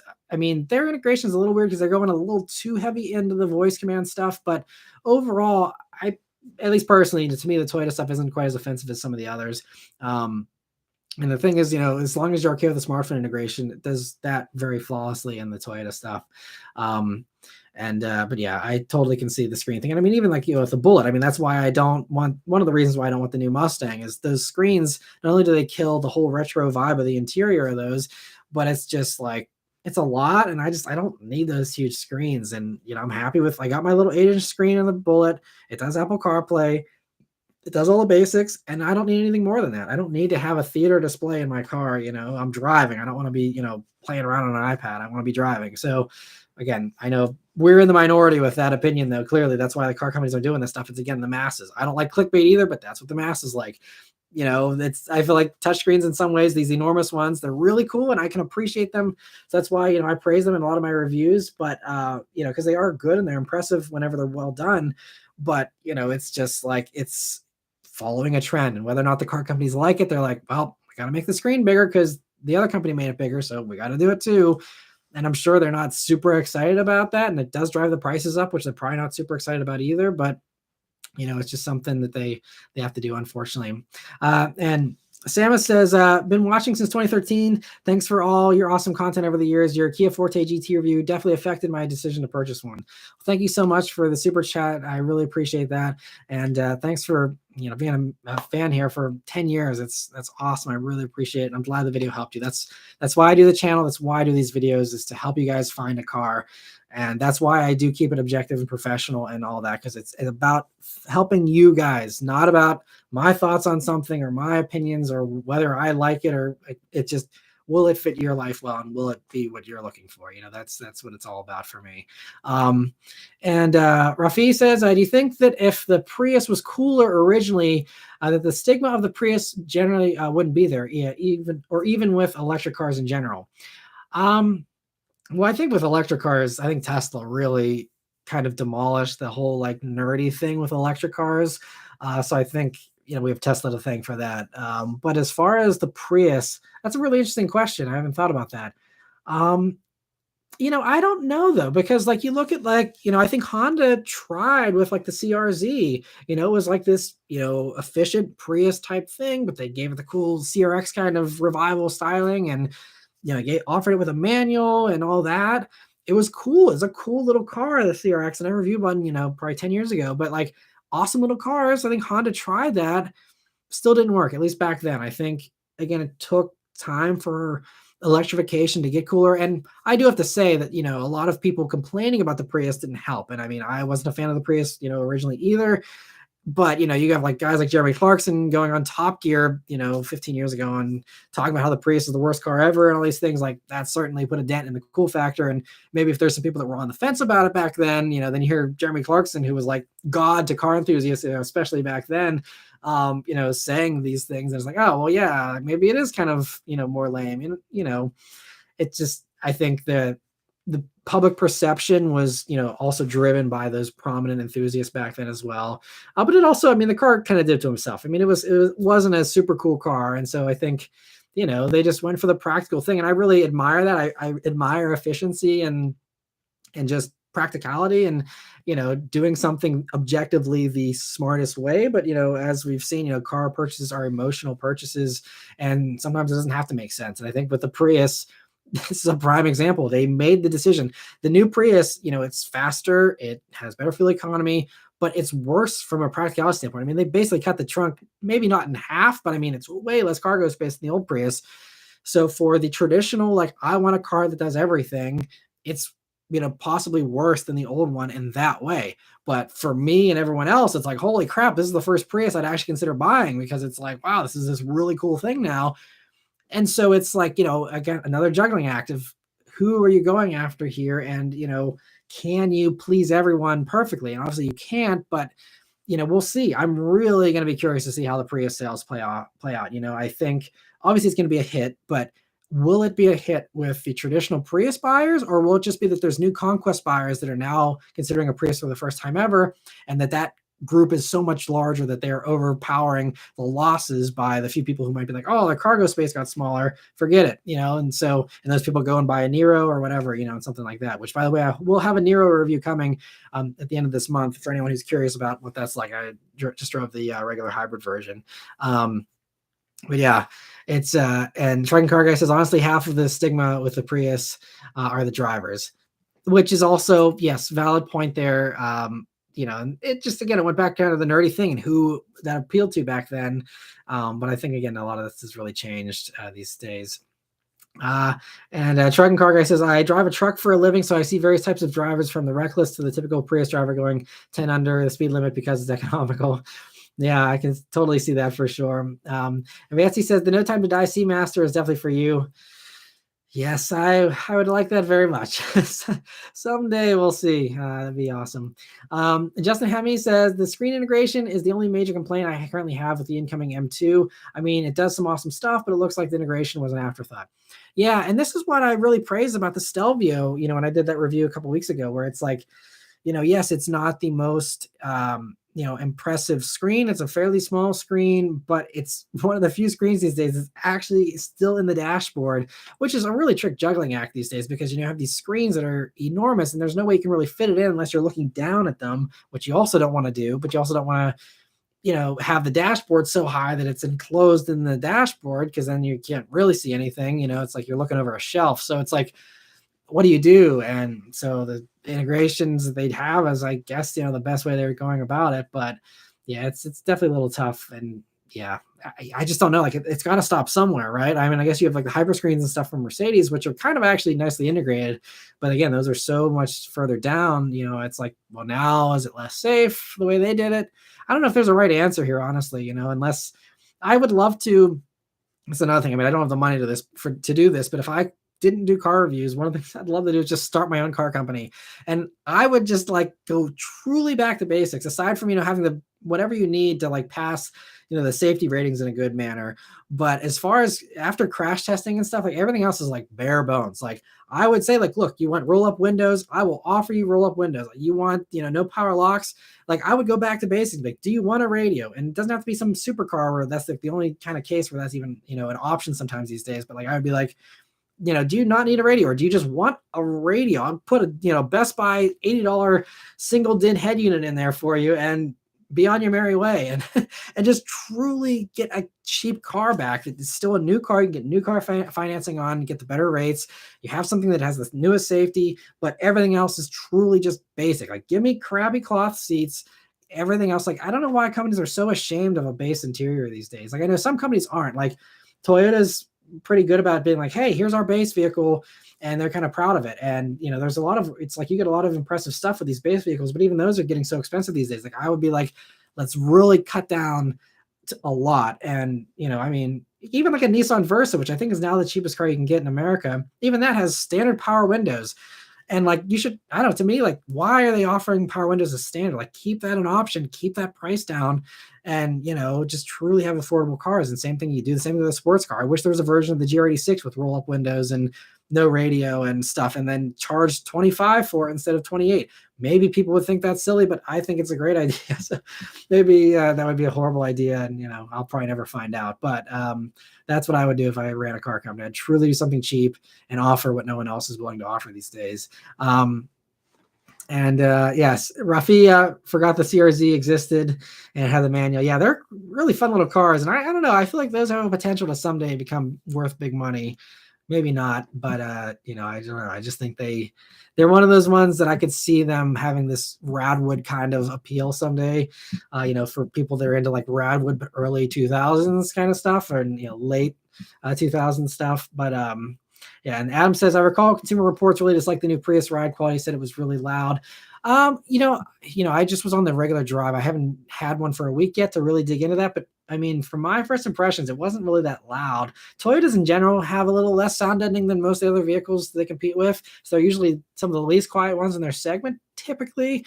But Prius wasn't bad, in my opinion. I mean, it was a little bit of a stiffer ride, certainly, but that's also going with the sportier thing compared to the old Prius, which, again, I really think I would love to hear what current Prius owners think, and I could probably go on a Prius forum and see. But once these people actually drive it and sit in it and stuff, I'd love to see, if they're willing to make the leap up to the new one, because they really have just changed the dynamic of the Prius so much. Thanks for stopping by. So just stopping in to say hello. Hope everyone's doing well. Excited to go back and watch the full live stream later. I really appreciate that. And thanks for stopping by. I always appreciate your support. Thanks for being a member as well. Still very much appreciated. And Rafi says, we got a 2020 CRV with cloth interior. It's still pretty nice. Hot take. Honestly, sometimes cloth seats are more comfy than leather. Totally agree, especially in the summer, the heat up less. And a lot of cloth seats these days are super nice. I have no problems with cloth for sure. And Eric says he said the same thing about bringing back manual windows in cars and trucks. Things like that. It's just, I don't know. And Elijah says, I'll help build your car company. I'll be your designer. I appreciate the offer. Yeah, I wish that was something that didn't require enormous amounts of money to start. That would be something cool to just try and just see if there's anyone out there that actually would buy a car with roll-up windows these days.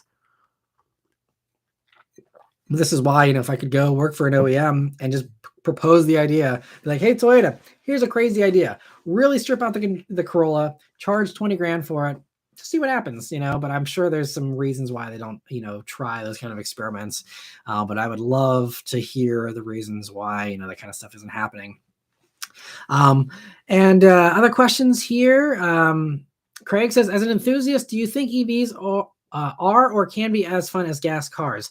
I think so. I think, they have different qualities, so they're fun in different ways. So, obviously the acceleration is there. Obviously that's the thing that is the big draw for enthusiasts is, it's going to be so much faster. And this is the one thing I always love saying. Anytime anyone who's this bench racer that's like, oh, well, my scat pack is faster than blah, blah, blah, or whatever. And a lot of people are really hung up on horsepower ratings and 0 to 60 times. And I'm like, look, if you want to just dust everyone at red lights, go buy a Tesla Model 3 and call it a day.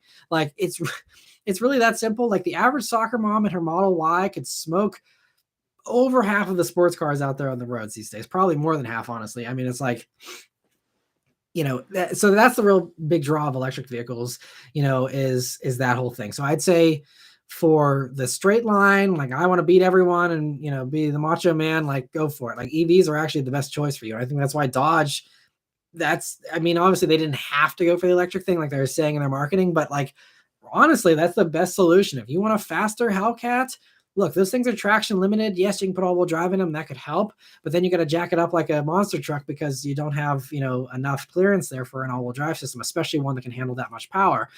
So it's like, you got to go for the electric thing and then they will again have supremacy as far as, smoking the Teslas and all that kind of stuff. But in the meantime, Model 3 performance is going to completely just destroy basically anything that Mopar puts out, unless you're on a prep drag surface or something. But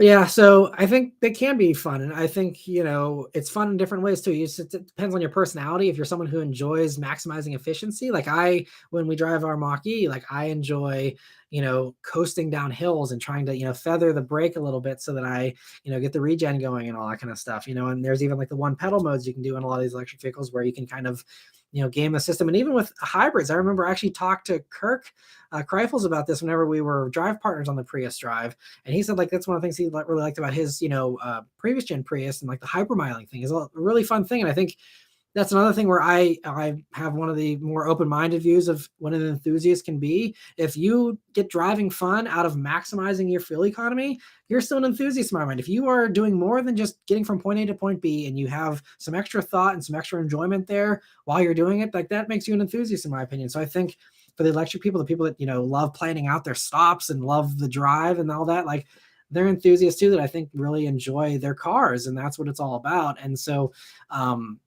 I think they can be more fun in some ways. Obviously, we'll see how companies do with replicating the sound thing and all those other things that are lost. But, in the meantime, even with the silent stuff, I think there are certainly things about them that make them as fun as gas vehicles in some ways. But obviously, there's other things they will never be able to match, so it's just a matter of, give and take. And again, what everyone's unique, interests are for sure. Truck and Car Guy says that's why I have older vehicles, less electronics that can go wrong and break your vehicle. Certainly true as well. And a lot of the same problems that are in passenger cars are also in big trucks nowadays. Interesting. Yeah, I've seen that they're adding more and more stuff into those 18 wheelers, and really trying to kind of morph what they are in some ways, and trying to change them here for the future as well. So we'll see how all those things play out here as transportation in general just radically changes here over the next 15 or 20 years. So other questions here I want to get to, since I've been not being able to do as many of the non-member questions here for a while. Snowman says, give up a lot for a high-paying job or do what you love for lower modest pay. Yeah, that's the question, right? I mean, that's really the thing. I mean, and that's with the YouTube channel here, I'm not rich by any means. I have not made it like a lot of the other YouTubers have, but I'm doing what I love and I'm paying the bills, and that's what I'm happy about. But as the channel keeps declining, if it keeps going in that direction, then it's going to come down to a point where it's like, okay, well, do I just get rid of all my stuff and then keep doing this and ride the sinking ship all the way to the end, or do I get off while I'm still ahead, while I still have the bullet and don't have to sell that yet, and don't have these other things? It's like, if it keeps going in that direction, that's the thing with YouTube is like, there is no bottom, like, unless you hit zero. Like, it's just, there's, unlike other jobs where you can just do the bare minimum and still make your paycheck every week, like with YouTube, if you're not putting out top content, like you lose the opportunity because other people come in and compete and do better, and then you end up making so little money that you can't live off of it. So it's tough out there. Other questions here. And Golden Boy says, saw your bullet video and it convinced me to buy one back in 2020. Love your content. Thank you for watching. And I'm glad to be a positive influence, and hopefully you're continuing to enjoy your bullet as well. I love mine to death. It's going to be 5 years here this summer. And like I said, hopefully I can keep it forever. We'll see what happens with the channel and all that. Other questions here. So WG says, with Mercedes and Cadillac having their huge screens for the driver, do you think we've reached a point where screens will not be getting bigger? I feel like BMW set the bar for TVs for rear occupants. Yeah, that was pretty wild the way they did that in the new 7 Series. Yeah, I don't know where the endpoint is here. I think, there's only so much car you can fill up with screens. So, I mean, we're getting close with, like I said, the hyper screens and like you mentioned, and the Cadillacs and stuff like that. So yeah, once we get to that point, I think the next logical step will be, going into the augmented reality stuff, virtual stuff, and having that kind of stuff in there instead. Because you're right, like you can only have so much screen. I think, there's also companies toying around with the whole windshield being an augmented reality display, just doing that. But then again, that's also limited by, you can't have your entire vehicle be windshield. So there's only so much you can do for that. So we're getting close to, the end point there, I think, as far as that goes. And I see Noah's asking also, are you into bourbon at all? Been into it for a while, and living in the Cincinnati, Northern Kentucky area helps with my selection, I'm sure. Yeah, that's pretty cool. I love bourbon. I love a bunch of different bourbons, and bourbon old fashioned is my go-to drink.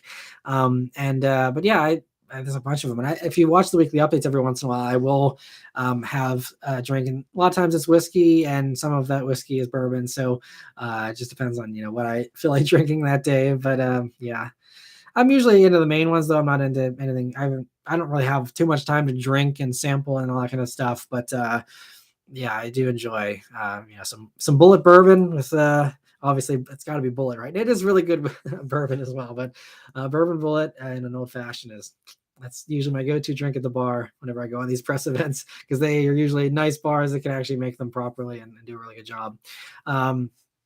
And Truck and Car Guy says, honestly, I'd rather have a low-paying job I love than a six-figure job I hate. Definitely. And the dream is to do have your cake and eat it too, right? And get paid well, and be able to do something you love. But especially once you have kids and all that kind of stuff, other responsibilities, sometimes things just draw you away from being able to do the thing you love, if it doesn't pay, so we'll see what the future holds, but also Michael says, what are you thinking about Italian cars, or do you mean German cars, or the or what are you thinking about Italian cars, or do you mean German cars are the greatest in Europe? I'm not sure what that's referring to, but as far as I think Italian cars are great. They certainly have some quirks sometimes. And European cars in general just seem to typically be a little less durable and reliable typically as compared to other vehicles from other, brands and parts of the world. But like there's lots of solid German stuff and Italian stuff over the years as well. That's been really top notch. And I think a lot of them also just have this reputation that they don't deserve anymore. Like Alfa Romeo, everyone immediately is like, oh, Alfa Romeos are junk. They're junk. Like every single one is junk. They've been junk forever. They will be junk forever. And there is no change in my mind. Like they're all junk. And, if you actually look and talk to Giulia owners and Stelvia owners and go on the forums like I have, you'll see that a lot of them are really reliable, really solid cars. No, they're not perfect. No, it's not as good as a Toyota Camry as far as reliability goes, but they're really pretty good these days. And I've actually even had some European commenters that are like, why does everyone in America hate Alfa Romeo? Like they're totally fine. They're solid cars. Like everyone here drives Alfas and we're not all stranded on the side of the road. Like it's, it's kind of just funny how some of that, perception works, but it really has hurt Alfa Romeo. And so hopefully it, things turn a corner for them someday. And they kind of, I know that the CEO of Alfa is really trying hard to change that perception. He said he wants to have better reliability than Lexus. That's what they're telling their engineering team right now for their current products they're working on. They want to have better reliability than Lexus, which is basically saying the gold standard. So, we'll see if they achieve that or not, but that's a lofty goal. And so it really shows they are seriously, intense on trying to improve that reliability and just the perception of it, so that, even if they only have a few that are bad, it's something that you have to, just, make sure that even those ones are very, very rare, so that you don't have those vocal few who are burned by, a bad reliable vehicle. But anyway, Rafi says, PSA to check your tires. Finally replaced my old PS4S to new ones, and man, what a difference in grip. Also way more secure with the wet weather we've been having in SoCal. Definitely true. I can't remember. I think it's 7 or 8 years is the cutoff for when you need to, replace your tires. And you got to check the actual manufacturer date on your tires, because a lot of tires aren't super brand new whenever they're shipped out. But yeah, definitely something to check. I know the Bullets, that obviously came with those news. I knew they were pretty fresh, PS4Ss on that. But I mean, that car's coming up on 5 years old. We'll see. I think those usually typically last 30,000 miles. We'll see if I hit 30,000 miles before the 7 or 8 year cutoff, but I may just have to, scrap them, because I totally agree with you. Checking your tires, make sure they're not too old, is really important. I think that's what killed Paul Walker, is that Carrera GT had 10-year-old tires on it or 15-year-old tires on it, and just did not have that grip that they were expecting out of that car, and it was deadly. So yeah, definitely tires are so important. You got to stay on top of tires for sure. And so let me see other questions here. Eric says he likes older trucks and cars a lot better. Adam says, let's have our goal be for Matt to have so many members that half his Friday news updates is just him welcoming new members. That would be fun. Yeah, that's hopefully you guys appreciate those shout outs there at the end. It was great to do. Yeah, a nice long one. And it's, this past week. And it's great to see so many of you supporting with the memberships. I really do appreciate that more than you know. It's like I said, this year I'm really fighting to keep doing this full time, and that certainly helps. So I really appreciate it, and watching the videos and all that, is really what helps too. So we'll see. Hopefully we can, turn this around and keep doing this, for a long time. But if not, again, there's lots of other good car reviewers out there that I'm sure you guys also enjoy. And, it's not like there's going to be a void in the car world or anything if I'm not doing reviews, but I'd certainly miss it from a selfish standpoint, doing it. Yeah, Ruffy said it was awesome this past week, and I see we got some older. Everyone's talking about their age here, and so yeah, it's that's one of the interesting things I've been seeing with the channel is that a lot of us have aged through the years here together. You know, some of you were also in the market for BRZs 10 years ago, and now here we are, 10 years later in our 30s, 40s, 50s, even for some of you 60s, and that's great. It's awesome to see that the channel appeals to people of all ages. That's the goal. That's what I'm trying to keep this mature and keep this, objective and just, do a really high quality channel. And I'm glad that, you guys really appreciate that. And ZZIRHT says, I've been watching you since you were Diverk's fan. I appreciate that. It's so fun to see how many of you have stuck around all these years, and it really blows me away. But Adam, thank you so much for gifting 5 more memberships. I really appreciate that. It's very, very kind of you. So congrats to Bruce, Car Lover, SSJ Prestige, and Joa. And I think since there's 5, I don't see a 5th person that has claimed it yet. So if anyone else, you got to turn your gifting on. I think there's still one out there. If one of you wants to grab that, there you go. So I'm not sure how to turn on gifting membership. Sorry, I don't know how to do that, but I believe that's something you can go into your settings there and enable that to get those gifts. But congrats to those new members. And again, I'd love to hear everyone's feedback about the membership experience as well. And there we go. Tony grabbed the last one. Congrats, Tony. And yeah, great to see you guys are also having your own discussion in here about cars and all that. And so yeah, I got about another 10 minutes or so to go here. And yeah, I see Truck Car Guy says I've been around since around the time of your collab with that dude in blue. Yeah, which again is probably also about 10 years ago or so.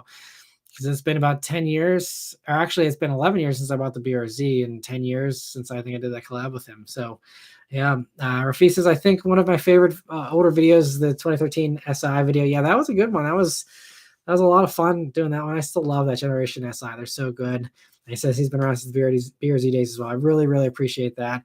Yeah, it really means a lot, guys. You guys are the best, and that's why I love doing these live streams and talking with you guys, though. And yeah, please let me know if there's anything I can ever do to improve things, because I know you guys have seen it all. You've been here all along, and so you have the best objective opinions of how we can make this channel better going forward. Tony says your review got me to buy an Evo 10. That's awesome. I'm glad the video helped you out. Hopefully you're still enjoying the Evo, possibly, if you haven't moved on from that since. But really glad the video helped you. And again, that's why I do these. Jay says he's been around since the JK says he's been around since the Subaru Legacy GT, which is really like, that's before I was even doing this consistently. I was just like, hey, I got a cool car. Maybe I'll post a video every once in a while. So yeah, I'm impressed. I appreciate you being around all these years, Jay. It means a lot, and hopefully you've enjoyed the progression, the way things have changed over the years here. Truck Car Guy says, I have several videos of yours saved on my playlist to play during my job. I appreciate that. That always helps too. Yeah, I see Noah also says, do you know when you're going to post the Carfax update video? Yeah, I did mention that in the last live stream, Noah. I apologize, I haven't done that yet. So I probably, yeah, see, this month is really busy because I just did the Hornet launch, and this is actually a record for me. This is the most press drives I've ever done in a month. I'm doing 4 this month. So I'm doing 3 more the rest of the month here. So it's really jam-packed with stuff, and then trying to keep up with those videos as well. So I would say probably April. Unfortunately, I do have some interesting stuff to share though with the updates on the Carfax. I don't want to be a tease, but there's some stuff I definitely want to share, and it's going to be hopefully a cool video. So I want to do that soon. It doesn't take a ton of time to do it. It's just again, I'm just very maxed out on from a time standpoint. So I'm gonna try and do it soon though, for sure, Noah. So thanks for keeping an eye out for that, and I'll try and I'll try and see. I'm trying to think. Yeah, like I'm just trying to like mentally like work through my schedule. It'll probably won't even be the beginning of April because I still got to do my taxes and everything. I'm so behind. I haven't even done that yet. So it'll probably be like mid to late April would be my guess, unfortunately. So sorry to keep you waiting, but yeah, it's some interesting stuff for sure. And Rafi says, can you say what vehicles those are for, or are they embargoed? For the media drives. So if you saw, I did post an updated member schedule. So I have the list there of all the stuff that I'm going to be doing. And I mentioned the embargo stuff in that. I'd rather keep that, member exclusive. But since you are a member, you should, if you can find, if you go to the community page on the channel here, if you missed that post, I have them listed out there. So you'll be able to see what those are. So yeah. And Tony says, what's your favorite car of this year? We'll have to wait and see. Obviously we're early on in the year, so we'll see what new stuff comes out and how things drive and stuff as the year progresses. But so far this year, the favorite thing I've driven was the CT5V Blackwing, which I have experienced before, but getting to experience it again, that was my favorite thing to drive here so far this year. Eric says, Matt, keep doing the car reviews because you're an awesome friend. I really appreciate that, Eric. Thanks for watching. And just one of those things I'm going to try and keep doing as long as I can here, as long as it keeps paying the bills. All right, well, I think we got up on questions there. Let's see, I'll scroll back. If there's some people that are still hanging around, even though I wasn't able to get to the questions earlier, let me see. Other questions here. So Snowman's also asking, what's your opinion on the Type R being 10 grand more expensive than the last generation? I can't understand what you're paying for. So, I think I broke it down a little bit in the Type R video, if you're still here, Snowman. So I think, part of it is inflation. If you look at what was it, like 4 or 30, I can't remember what the Type R was originally. I thought it was more of like an 8 grand spread than 10 grand. Half of that was made up by inflation. And if you look at like the last model year of the old Type R, I believe this isn't a huge price jump from that one to this one. And for this one, obviously you get the more unique body. I think that's one of the big things that drove up the cost as well, is the fact that there's unique rear doors. On the old Type R, it just had stick-on, flares, and that was it. This new one, it actually went wide body with those rear doors. So unique rear doors is something that certainly they got to make up for in the R&D, and the extra cost of stocking that separate door and the extra complexity on the production line and stuff. So that's one of the big key differences. The nicer tech, the nicer interior, those materials and stuff are way nicer. That costs more money. You're getting some of that stuff. And I think I don't know. To me, like I know a lot of people are upset about the price increase on that car, but when you keep inflation in mind, I don't think it was a bad increase personally. The problem is you can't even get them at MSRP. I think at MSRP, they make sense. Dealers, being another thing, it's a whole nother story. Like, just forget it. It's just, I get so annoyed by all these markups still. But I see we also got a couple more questions here that came in. Yeah, Jay says it went from 37 to 44, I believe, for the Type R. Yeah, so definitely a hike, but like I said, I think it's probably worth it for that. Sure, it'd be nice to see it only go up to 40 or something, but again, I think inflation plays a good bit of that as well. Rafi says, I know this gets asked, but is the F-Type still the dream car? It was the dream car before we had my daughter. Now, though, I want something with a back seat for everything that I own, so I can always bring her along with me. And I guess you kind of can in a 2-seater if you disable the airbag and stuff. So, but I just kind of want a back seat. So for me, the current dream car, I guess, if I was going to the new side, would be a Lexus LC500 convertible. That's kind of the dream car that's going to replace the F-Type in my mind, as far as what I would love to have as a third car someday, if money ever allowed. That's the new one. And ZZ's also saying, have you driven the new Jeep Grand Cherokee Trailhawk 4xe? I just bought mine, but it's still in transit. Any thoughts on an electric Trailhawk? So I've never driven the 4xe. I was invited on the media launch. I turned that down because I just didn't think it would do well on the channel. Because Jeeps are very like hit or miss for me. Typically they're a miss. The Grand Cherokee video bombed at first that I did. The regular Grand Cherokee. They also sent me like a loaded one, which was like 70 grand, which also kind of hurt the appeal of that video, I think, a little bit. But I don't know. I mean, like my 4xe video of the Wrangler did terribly as well. So I, didn't bother going for the 4xe stuff in the meantime for that reason. I'm assuming, if it's similar to the, the Wrangler experience with the 4xe, it's probably a pretty solid setup. I like the Cherokee as well. It's just, again, very expensive for, what you're getting. If you're really into the, the Trailhawk stuff, you're into the off-road capability. I think it's really cool. And it's very unique. No one else offers a plug-in hybrid with that kind of off-road capability. So I think it's a really cool thing. And so they can charge whatever they want for it because no one else is competing with them really. So they kind of got the market to themselves and all that. But I just think the Cherokee in general is just, a little pricey for the Grand Cherokee these days. And it drives great. It's a solid vehicle. It's really nice. But, I just wish they had kept the price down a little bit. So that's my only complaints with them.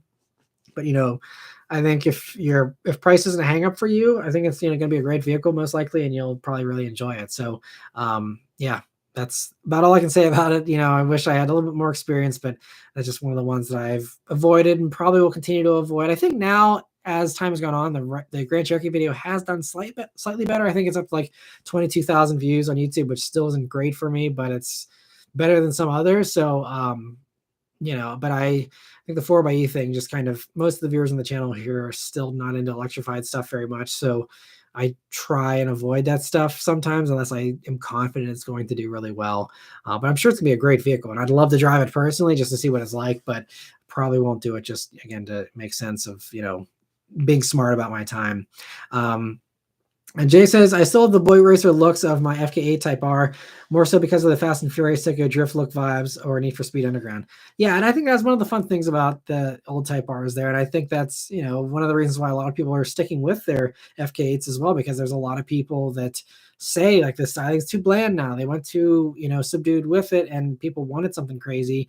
And they, kind of changed it up a little bit too much for some people. But yeah, that's the great thing. Now we got two really solid Type Rs. Like the old one, is still fantastic. The new one's fantastic. You can't go wrong with either one really. And now it just, do you want crazy styling or non-crazy styling?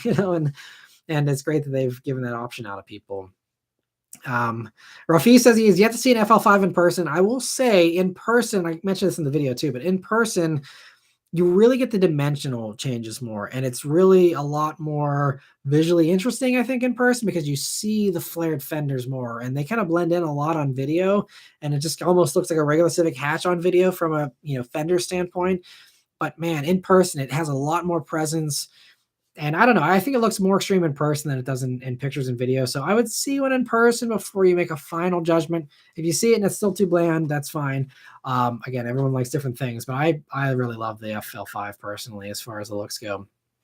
And anyway, that's it as far as we're up to 2 hours now here. So I'm going to have to cut it off here. But thank you all very much for joining and watching here in this live stream. I hope you enjoyed it. Thanks especially to all of you who gifted the memberships and for those who did the super chats and the super thanks and just joined in here as a member and even everyone else that joined as well. I apologize I didn't get to as many non-member comments as I would have liked to, but hopefully you guys also enjoyed the discussion and hearing all the discussion here in the car talk. So I will be doing another one of these next week though, once again. So, if you didn't get your question answered this week, please come back next week or always feel free to, ask your question in a comment on a YouTube video or send me a message or something. I'm always open to answering questions and talking with anyone who sends me a message. So please, don't let that stop you and, definitely leave a comment somewhere else and I will be sure. I'm really good about answering comments. So try and, do that way as well. But anyway, thank you all very much for watching. I hope you have a great rest of your weekend here.